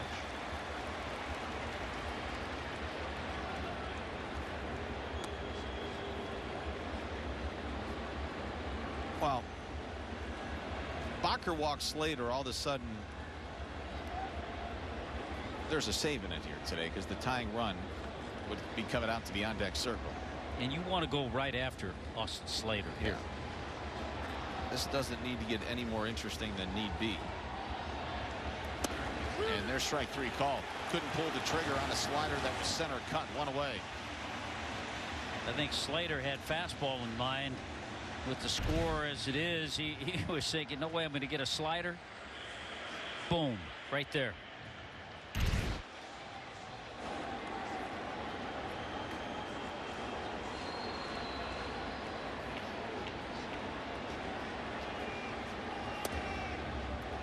Ryan McMahon 0 for 3 today with 3 more strikeouts. He led the league when he came to the Yankees by way of Colorado. Big first out for Bakker in the 9th as that slider misses outside. 2-0.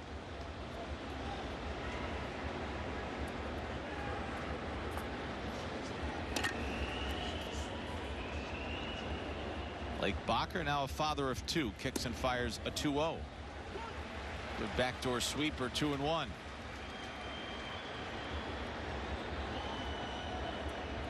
Volpe, who homered off of Bakker on Friday, is on deck.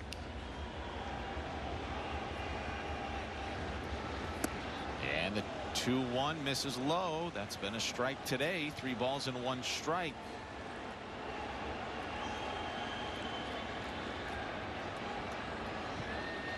I am a touch surprised there is no activity in that Marlins bullpen yet. Good fastball. It's 3-2. Well, he went 3-2 slider to strike out Slater. See what Blake Bakker's thinking about here. Looks back at second. The 3-2. Swung! Yeah. Miss. Slider.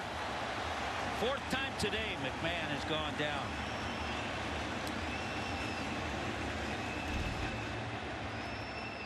So his go-to pitch has been that slider. Just enough. Kind of backed up a little bit.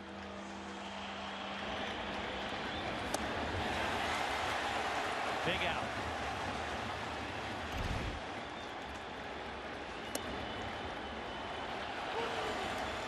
"53 days ago, the Marlins were reeling and they were 16 games under 500.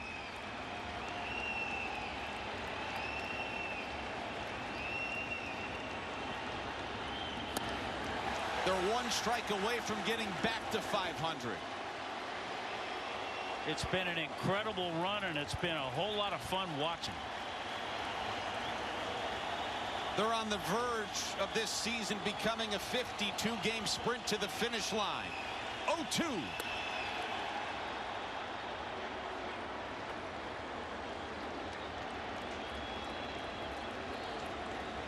They have never before in a 3-game series in franchise history swept the Yankees. Big crowd on its feet. 1-2. 2-2.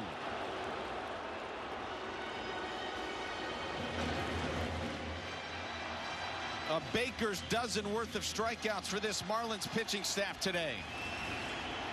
How fun are these guys to watch? 2-2 to Volpe. Over!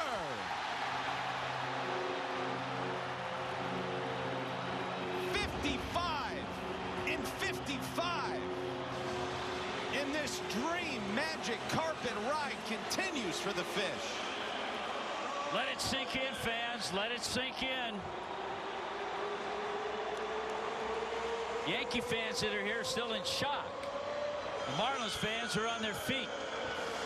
An incredible start from Edward Cabrera. Another big home run from Kyle Stowers.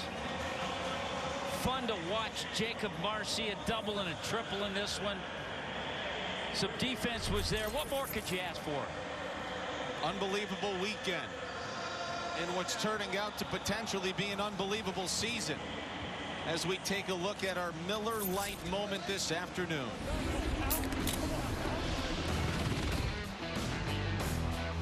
Great tasting, less filling. Well, Marcy filled the cup all the way to its brim this weekend, making his Major League debut. He doesn't know how to stop at first base. 3 doubles, a triple, 4 walks. Absolutely tremendous. Special group. Don't stop now. Unbelievable.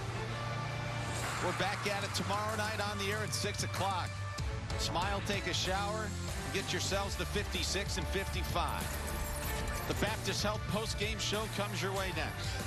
Our director today has been Eric Deli, and our producer has been John Sulzer. For Tommy Hunt and Kelly Sacco.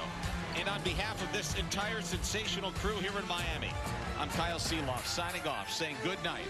How sweet it is for the Fish. You know that feeling when you step out onto a trail and you have no idea what's around the next bend? Bye, buddy. That's my favorite part. Woo! Unbelievable. I've hiked a lot of trails, met a lot of amazing people, and learned one thing. That's that adventure isn't just about the miles, it's about the moments. Cut that, please. Don't cut that. Turns out, are we there yet is the wrong question. The real question is, how did we get here? What is there to say? This is breathtaking. Catch it all on Epic Trails.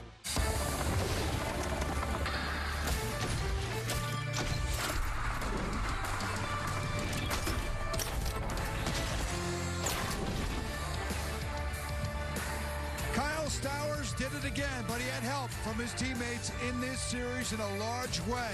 Stowers with a 3-run homer, part of a 3-game sweep. The first time the Marlins have ever pulled off that kind of distinction in the 16 series they have met at since 1997 when they first played in interleague baseball. Even more than that, though, they pull off the sweep and get back to 500. As we welcome you to our Marlins Live postgame show on FanDuel Sports Network, it's presented by Baptist Health. A lot of heroes again in that celebratory picture. As we welcome you here with Rod Allen, I'm Craig Minervini. The Marlins have not been at 500 since April the 15th when they were 8-8. And they've come back from 16 down. Christina Dinacolo does a great job covering the Marlins. Just put this one out. It's the last time a team has come from 16 or more down to get to 500, 11 years ago, the 2014 Tampa Bay Rays. I don't know where to start with this one. I mean, this is probably the most enjoyable weekend in Marlins history for the regular season in a 3-game series. Over 100,000 people came through the turnstiles. Even though a lot of those people were Yankee fans, that last out of this game, they were up, and those were Marlins fans, and I know they're coming back out. But what a wonderful week of baseball. And that last picture they took, the celebratory picture. Every day there's 5 or 6 people in that picture. That's the epitome of this team. They need to start adding the coaches in that picture, too.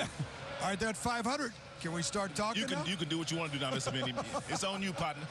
I got you back. All right. It's the best 34-game stretch in a long time for the Marlins, going 34 games overall and 10. Now we look at these numbers now, 55 and 55 for the Marlins. They've been creeping up in the standings and trail the Padres, as you can see, in the wild card by 5 out in the loss column. Cubs and Phillies coming back to earth a little bit, but still have tremendous records, and there's still a long way to go. But here's the good news. It's early August, so you got yourself at least to relevancy, and now you got 50-plus games to see what you can do. You know what? The way that they're playing right now, they can catch St. Louis. They can catch Cincinnati. They got a tough task coming up the next 3 days with Houston coming to town. But the way that this team is playing, the way that they've come together, the kind of confidence that they exude on a nightly basis, the pitching staff. I mean, that 3-headed monster with Cabrera and Yeri and Sandy. There's not 3 other pitchers in big leagues that have 3 right-handers that are throwing 100 miles an hour in a rotation. And if those guys continue to pitch, I mean, I see this team might be getting to the postseason. Well, we'll see. There's a lot of business to go, but at least you got yourself back to 500. You can't go anywhere until you get now there. You could be taken seriously. Now they could start to look and say, hey, we've got a good chunk of the season, just about a third of the year to go. Let's see what can happen. We play this kind of baseball and play important games in September. That would be step number 1, I think, for this club. Kyle Stowers, again, he leads the way. He's not carrying them on their back, and that's the good thing, though. But he's been the main contributor offensively, and he did it again today. He knocked in 4 more runs and had his first homer against a left-hander this year. I love his professionalism. I mean, all the guys that like to celebrate, he's one of those guys that puts his head down and he trots around the bases like a professional, like he's done it before. Not that guys cannot do that, but what kind of power has this guy displayed? This one only left his bat at 98 miles an hour, but the trajectory of the ball, he got up to 120 feet before the ball traveled over the wall, 377 feet. Not his biggest home run of the year, but definitely a huge home run. And how about this? This is how you make fans for life. I loved this right here. I absolutely loved it. That guy is going to be, he might go get him a Kyle Stowers jersey right now. You know what? Kyle Stowers had that smirk. I think he enjoyed that as much as that fan did, because he likes putting a smile on people's faces. Yes, he does. No matter whether you're in the baseball world or not. He's that kind of humble guy. He's 25-plus homers, joins an exclusive list here. Yelly never did it. Christian Yelich didn't hit that 25. I was surprised, though, the first one against a lefty today, though. First one, that surprised me, too. All right, let's get right down to Kelly here with one of the hitting stars of the game, Kyle Stowers. Thanks, Craig. Kyle, your 25th home run of the season broke this one open. What was the approach against the lefty Hendricks? Yeah, four-seam breaking ball guy, so just trying to, get it to start on the inner lane, keeping it close. Was able to get a pitch I could handle and put a pretty good swing on it. Your team swept the Yankees for the first time in franchise history. What does this prove? Yeah, I think it's always really fun to play against, that organization. Obviously a huge brand. Also, we're just a really fun team to beat. They're really good. We've been playing really good baseball, and hopefully we can keep it going. At what point in the season, you guys were 16 games under 500? With this win, you're back to 500 for the first time since April 15th. How'd you guys do it? Yeah, I think you just start with little goals, right? Not trying to overreach, just kind of step by step, kind of go with what's in front of you, and here we are, and at the end of the day, all we can do is just take care of today, and that's what we've been doing the last however many games. Before I let you go, another sold-out crowd here tonight. What's your message to the fans? What do you want them to know about this team? Yeah, it's been a lot of fun. The energy was awesome. I thought Marlins fans did an amazing job. Obviously the Yankees, they traveled pretty well, but I thought we did a great job of having a ton of energy for the Marlins. Hopefully we can keep it going through the year. It's been a lot of fun. Thanks for the time, Kyle. Yeah, thank you. Back to you guys. All right, thank you, Kelly. Great job throughout the series here. It was a wonderful Kelly's series. had a lot of fun this weekend, hasn't she? I think everybody's having fun in South Florida if you're a baseball fan, except for some of our friends from the Bronx here who were not very happy. They were vocal. They certainly got into it. And they were feeling real good Friday night when the Yanks were up 6-0 and 9-4. And now they see the first. Yeah, they rolled through. They're a little obnoxious, you know what I mean? They own the world, but we put it on them for 3 days. First ever 3-game sweep in Marlins history of the Yankees, and that's 16 series going back a long way. How about the input here of Jacob Marcy, who just comes in? He gets thrown in the lineup against Rodon, who's had a 157 average against left-handed hitters on Friday, and he made an impact in each and every game, Rod. They threw him right in the fire. I mean, in this particular game here, he doubles, and he also walked 3 times in the contest. His family, they will have memories that will last them a lifetime because they were here for all 3 games. And all this young man did was just show out on both sides of the ball. Very happy moment for him. And then on Saturday, he got it done once again. Here's a homer. Close to a homer, excuse me.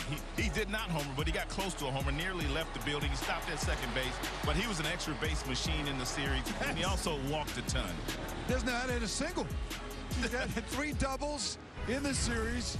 He walked a bunch of times, including, as you mentioned, 3 times, and then he has his first major league triple, and on this hit, he also got his first major league RBI. He can fly, too, man, and the way that he comes out of that batter's box, he is everything that Peter Bendix told us a couple of days ago that he was going to be. Family's fired up. He's fired up. That was perfect base running, too, right there. He looked at the third base coach to make sure that he could come to third base. He said, no, you stay at second base, but he would get that triple later on. Since 1901, look at that stat. First major league player to record 4 extra base hits and 4 walks in the first 3 games. It's unbelievable. He looks the part. I mean, he looks like a good big league player. He did not perform well last year in AA when we got him from San Diego. He only hit a .188, but now he hit close to 300 before they called him up. The plate discipline was way up, the strikeouts way down, and you get a good big league player. For so many years, and this is not disrespectful to the guys the Marlins have called up, but there have been many a minor leaguer to come up here and just not make an impact. Either A, didn't get a long opportunity, or B, they did get an opportunity, just didn't. It seems like whomever the Marlins call up, and they're doing it with a reason. It's not just, oh, by the way, these guys are getting some seasoning in the minors, and when they come here, Hernandez. Look at Hicks, they got over in the Rule 5 pick, but he was in that type of ilk where they had to keep him on the Major League roster. Guys never heard of before. And now Marcy called up for the minors, and they're coming in, and they're making an impact here. Johnston today as well. What we're starting to see is the value of Peter Bendix, the president of baseball operations, who took over about a year ago. He gutted the entire organization, brought in a bunch of new players, a new staff, and they have gelled. I remember when I met Peter last spring training, he talked about the culture of the baseball team. We wanted to build a strong culture. They have built a very strong culture, and they are really good at evaluating talent. Of course, he came from Tampa. They were outstanding in Tampa at evaluating talent, and he's brought that down here to Miami. Now, there's some good players on the field. Well, as good as the offense has been, for my money, Rod, I think you'll agree, but we haven't discussed this, is that it starts with the starting pitching. No doubt. They had trouble early in the year. Now, each night out, you don't. This guy could have a. They give you a chance to win every night, and then with that bullpen, it's a rested bullpen too. Yeah. Earlier in the year, those guys were tired because the starters weren't going very deep in games. But now that the starters have gotten it going, they're going 6 and 7 innings on a nightly basis. That bullpen is well rested now. So whenever you use an Enriquez or a Bacher or a Bender, whoever you use, they come in well rested. Very seldom does he have to use guys back-to-back days. You can use guys in unique ways.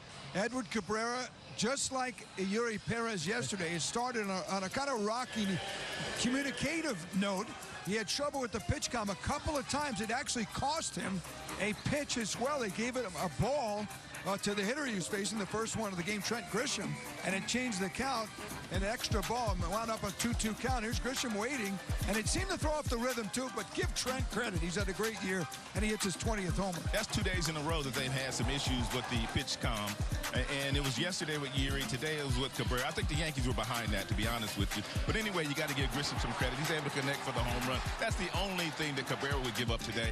I keep saying this young man right here has got a no-hitter in his future. He mixed his pitches up beautifully, whether it was that 97-mile-per-hour fastball, that 93-mile-per-hour changeup. He didn't make any mistakes over the heart of the plate. This was one of his best outings, and it's the first time that he's ever pitched against the New York Yankees. The Yankees do miss Aaron Judge, I will say that, but the way the Marlins are playing right now, even Judge would not have had a whole lot to say in this particular series. Well, there was a break, no question about it. The Yankees are hoping to get him back early in the week here, but great job by Cabrera. He gets another win. His ERA down to 3.24 now. He goes 6 innings, a number it seemed like no Marlin could hit for the first chunk of the season. The starters, they're hitting 6, they're going into the 7th. 2 hits, and again, only 1 walk. The Marlins walked 7 in the series. The Yankees walked 17 and a lot of those scored, too. 8 of them scored. 4 here in this game, 4 in the game on Friday night scored. The Marlins made the Yanks pay for their miscues. It's going to be a long flight for them to Dallas. There's no doubt about that. Aaron Boone in his press conference after the contest yesterday was not happy, and you know he will not be happy today after this ball game. He knows what's at stake. When you are in New York, you got to play better baseball. They're not playing good baseball right now. They better get it going. Well, the Marlins' pen has been outstanding. The ERA has come up to about now 7th best in the National League. It was in the lower part first, again, chunk of the season. It's cut under the 3-run mark now, into the 4-run mark, into the 3s.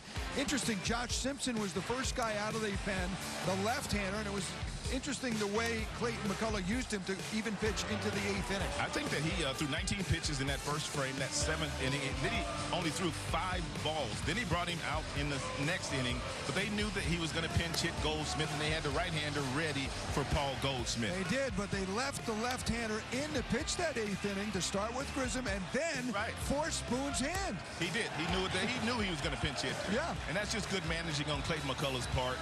And also Aaron Boone had to get him in the game because he had to make that move.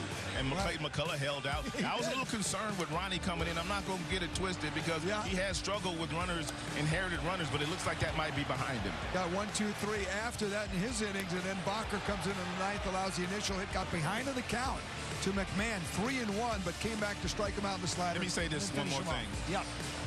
Ramirez did not perform all that well from an offensive standpoint today, but behind the plate today, I was very impressed with how he went about his business. Sometimes as a young player like him, when you are doing some offensive things, then you play defense, but he played good defense today, in my opinion. He did, and the bullpen got 7 strikeouts with the tutelage there of Ramirez behind the plate.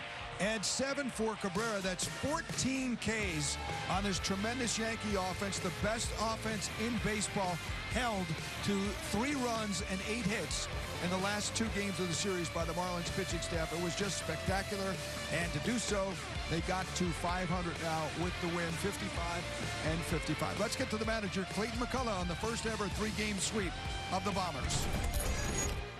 Really great series for our team, and I think, in some ways 3 different kind of games. Today, Cabby, comes out leadoff homer, and then they really from there proceeded to really, he was really in control.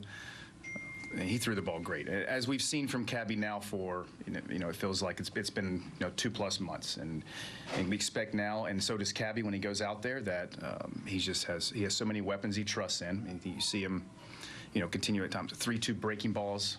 He's willing and have the confidence to throw in the strike zone. Yeah, he continues to throw well. We played just like a clean game, kind of across the board, which has been a big part of this recent run. We just played a good brand of baseball, and you get quality pitching, pounding the strike zone. I think they only walked maybe a couple people, and a lot of strikeouts. So great job by our pitching staff, and offensively, I thought the other day maybe we were in Milwaukee, felt like day against Quintana might have been one of our best games offense, like the approach. And today against Heel may have topped that. I think they just came out with a really stubborn approach, really keyholed him, forced him into the strike zone. Paulie had great at bats. Marcy, again, a lot of guys up and down. To get his pitch count to that point where it was huge, and to get into the bullpen early in Game 3 of a series. So, really all facets today. Played very well, and guys in there excited. They played another good game and earned that sweep today. And they're back to 500 for the first time since April 15th. How proud are you of what they've been able to do? Yeah. Down 16 at one point.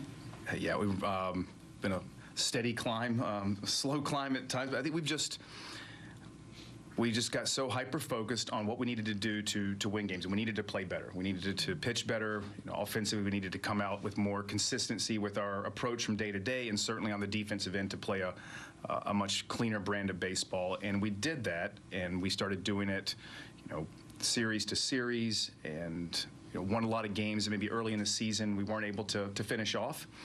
So yeah, very proud of how we've been able to do it, and to get back to 500, that's great, and that's just, it took a lot of work to get there, and I think now we just you don't look back, you just keep moving forward, and we have another tough opponent coming in here starting tomorrow, and it's, enjoy this for a little while, and then on to getting ready for Houston.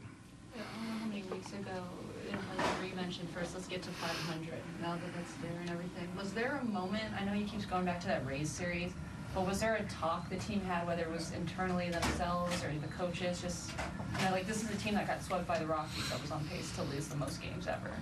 How did this flip to this point?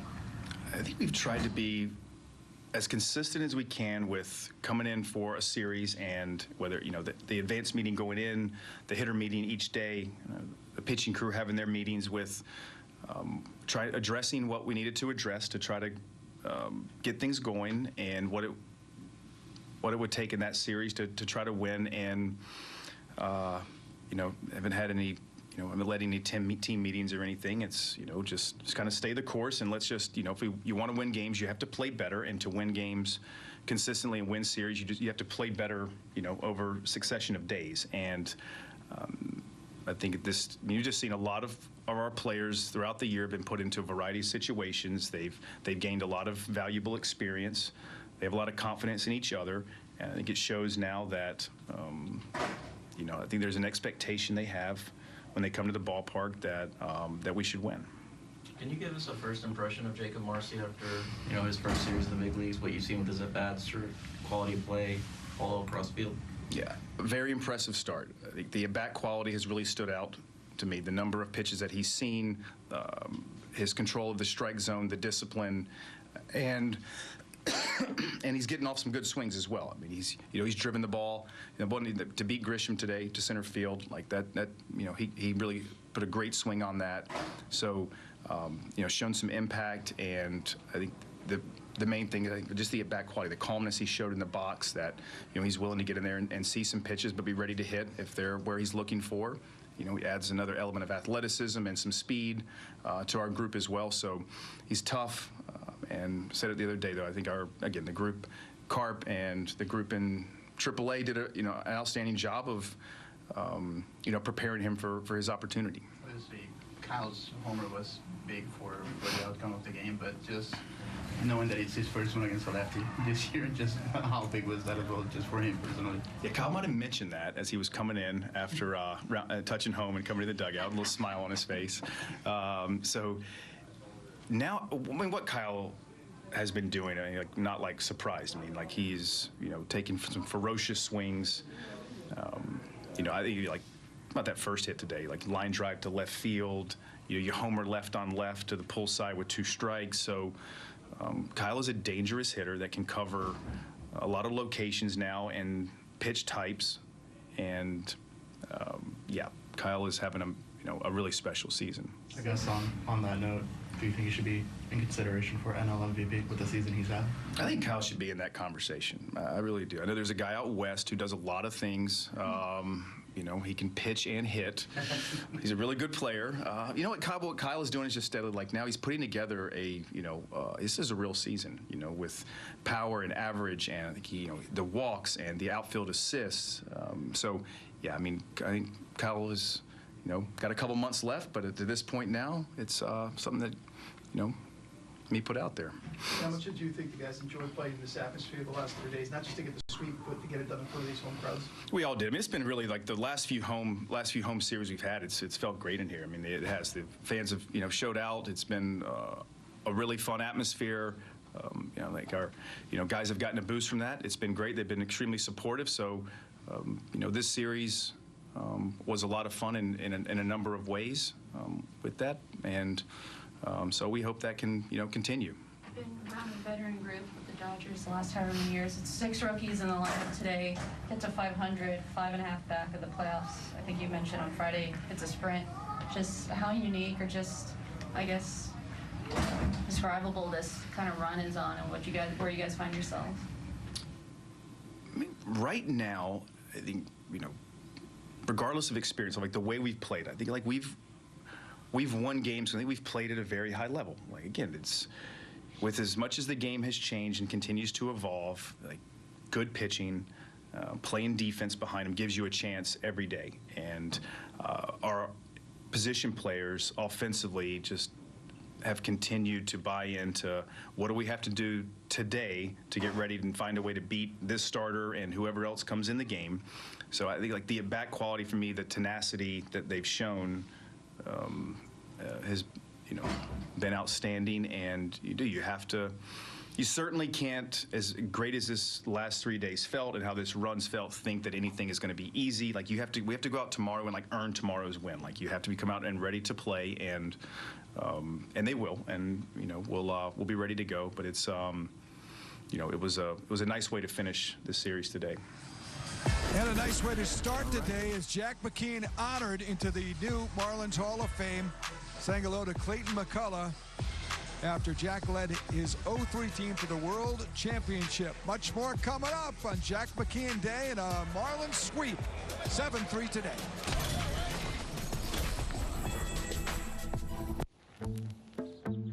So darling, darling, stand by me.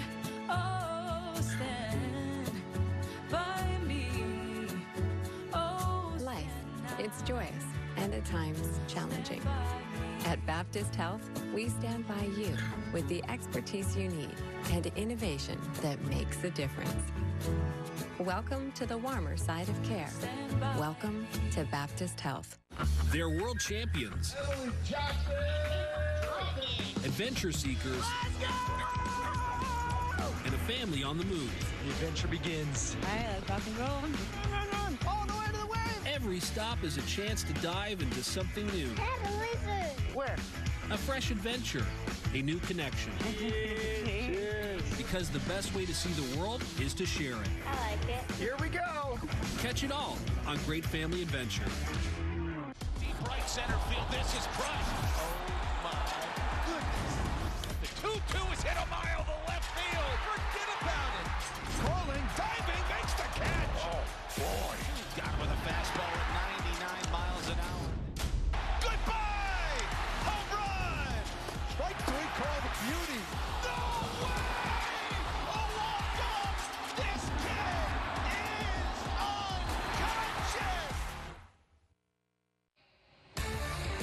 Marlins Live, the post-game show on FanDuel Sports Network, presented by FPL and by Leon. Discover the Leon Guarantee. Call now to learn more. On a Sunday afternoon, the Marlins did something they've never done before, a 3-game sweep of the New York Yankees here in this ballpark, 7-3, or in South Florida for that matter, or anytime, even up in Yankee Stadium. Never swept the Yanks 3-0. They're 15-10 now lifetime here in South Florida. That's one of the best marks. I think it's the second best mark in a road ballpark for anybody interleague play-wise.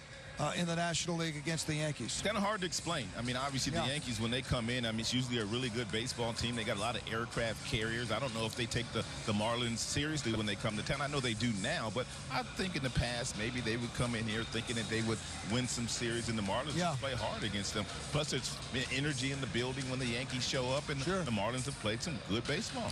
The Marlins trailed in this game, so technically it's a comeback, not of the heroic proportions like the other night when they were down 6-0 and 9-4.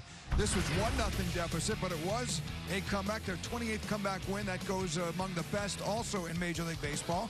And again, these walks were huge, and the rookies got them. Hernandez, Paulie with walks. Paulie had 2 walks, and Otto Lopez had a walk later. All 4 of those scored. You know, the bottom of our batting order today was money, because what they did was they turned it over to the top of the lineup. You had Johnson here after the 2 walks, doubling down in the corner to plate a 1 run here, but you also had these guys getting on base all afternoon long. The bottom of the batting order, they scored 4 runs today between Hernandez, Paulie, and Johnston.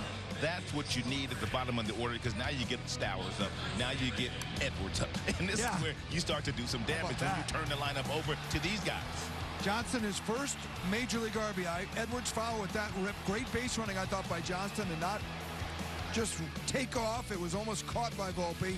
And then Stowers here hits the fly ball to Dominguez. It's only the 2nd inning. The ball looked like it might be foul. It turned out to be a fair ball. Yeah, it looked like it was going to fall into fair territory for sure. And that's just Kyle Stowers. He has a wonderful plate appearances right now where he just drives the ball the other way, especially in pressure situations when you got a runner on third, less than 2 outs. You should not be trying to do too much. You should be trying to flip the ball the opposite way, in his case, to left field. And that's what he's been able to do quite a bit. He's not getting greedy up there. He takes, and as Clayton McCullough said, he picks his spots when he knows he wants to have that big swing. Rod, 2-1 ball game with that Stowers fly ball. Let's say it had been fouled. You have to catch that ball, right? You got to catch it early. It's too early in the game. You got to catch it early. It's only 1 out. You don't want to give Stowers another Hill was shot. already struggling. He already walked a couple. You don't want to prolong the inning for him. He had already thrown a bunch of pitches. They had a great approach against him today.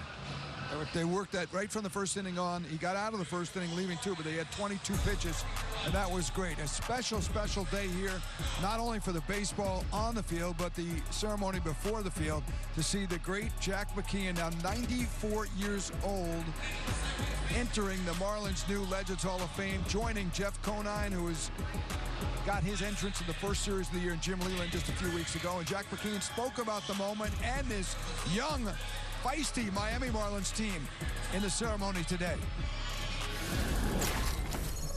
This is a young club here that's building a good foundation. And as I look at the games on television and follow this game, I see players I never heard of these guys. And I'm saying, man, watching the Marlins play, they're young, they're making mistakes, but they're developing faster than these other clubs are. They are indeed. And if you can just keep this group together, make a tweak here and a tweak there, add a couple additions to the club, and you're on the path again to hopefully being in the World Series again. Much more with Jack on an upcoming all-access show. He said he's still a general manager. I heard him tell you that earlier today. And he's talking about tweak here, and bring up a couple of players, make a couple of deals. He's known as Trader Jack still. And he throw in that he's still available, too, in case you need a manager. He's not done yet. He's still sharp. He's still sharp as a tack. One of the great guys you would ever meet in your life. Glad to have a long relationship with him. But for Marlin fans to see Jack back, and he sound like Jeff Conine said, it was just like a throwback. It looked like, he was old when they hired him at 72 back in 2003. More coming up on a great day in Marlins history. Yeah, they are. In the regular season to pull off this sweep and get back to 500 on our postgame presented by Baptist Health.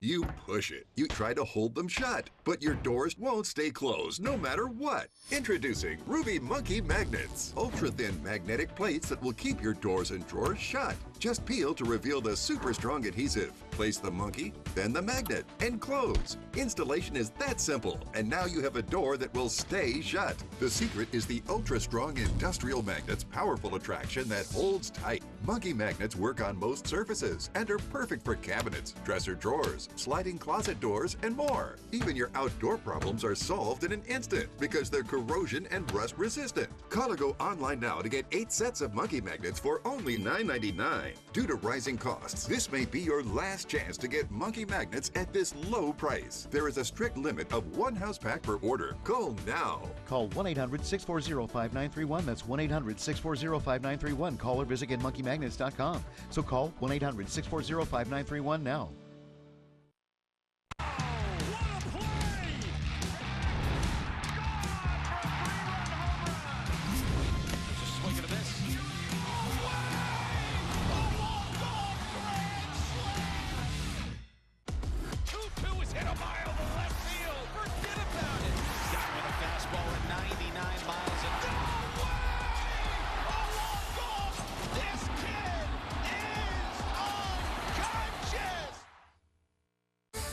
Marlins Live post-game show on the FanDuel Sports Network presented by Ocean Bank and by Baptist Health. Welcome to the warmer side of care. Boy, pick your star of the weekend.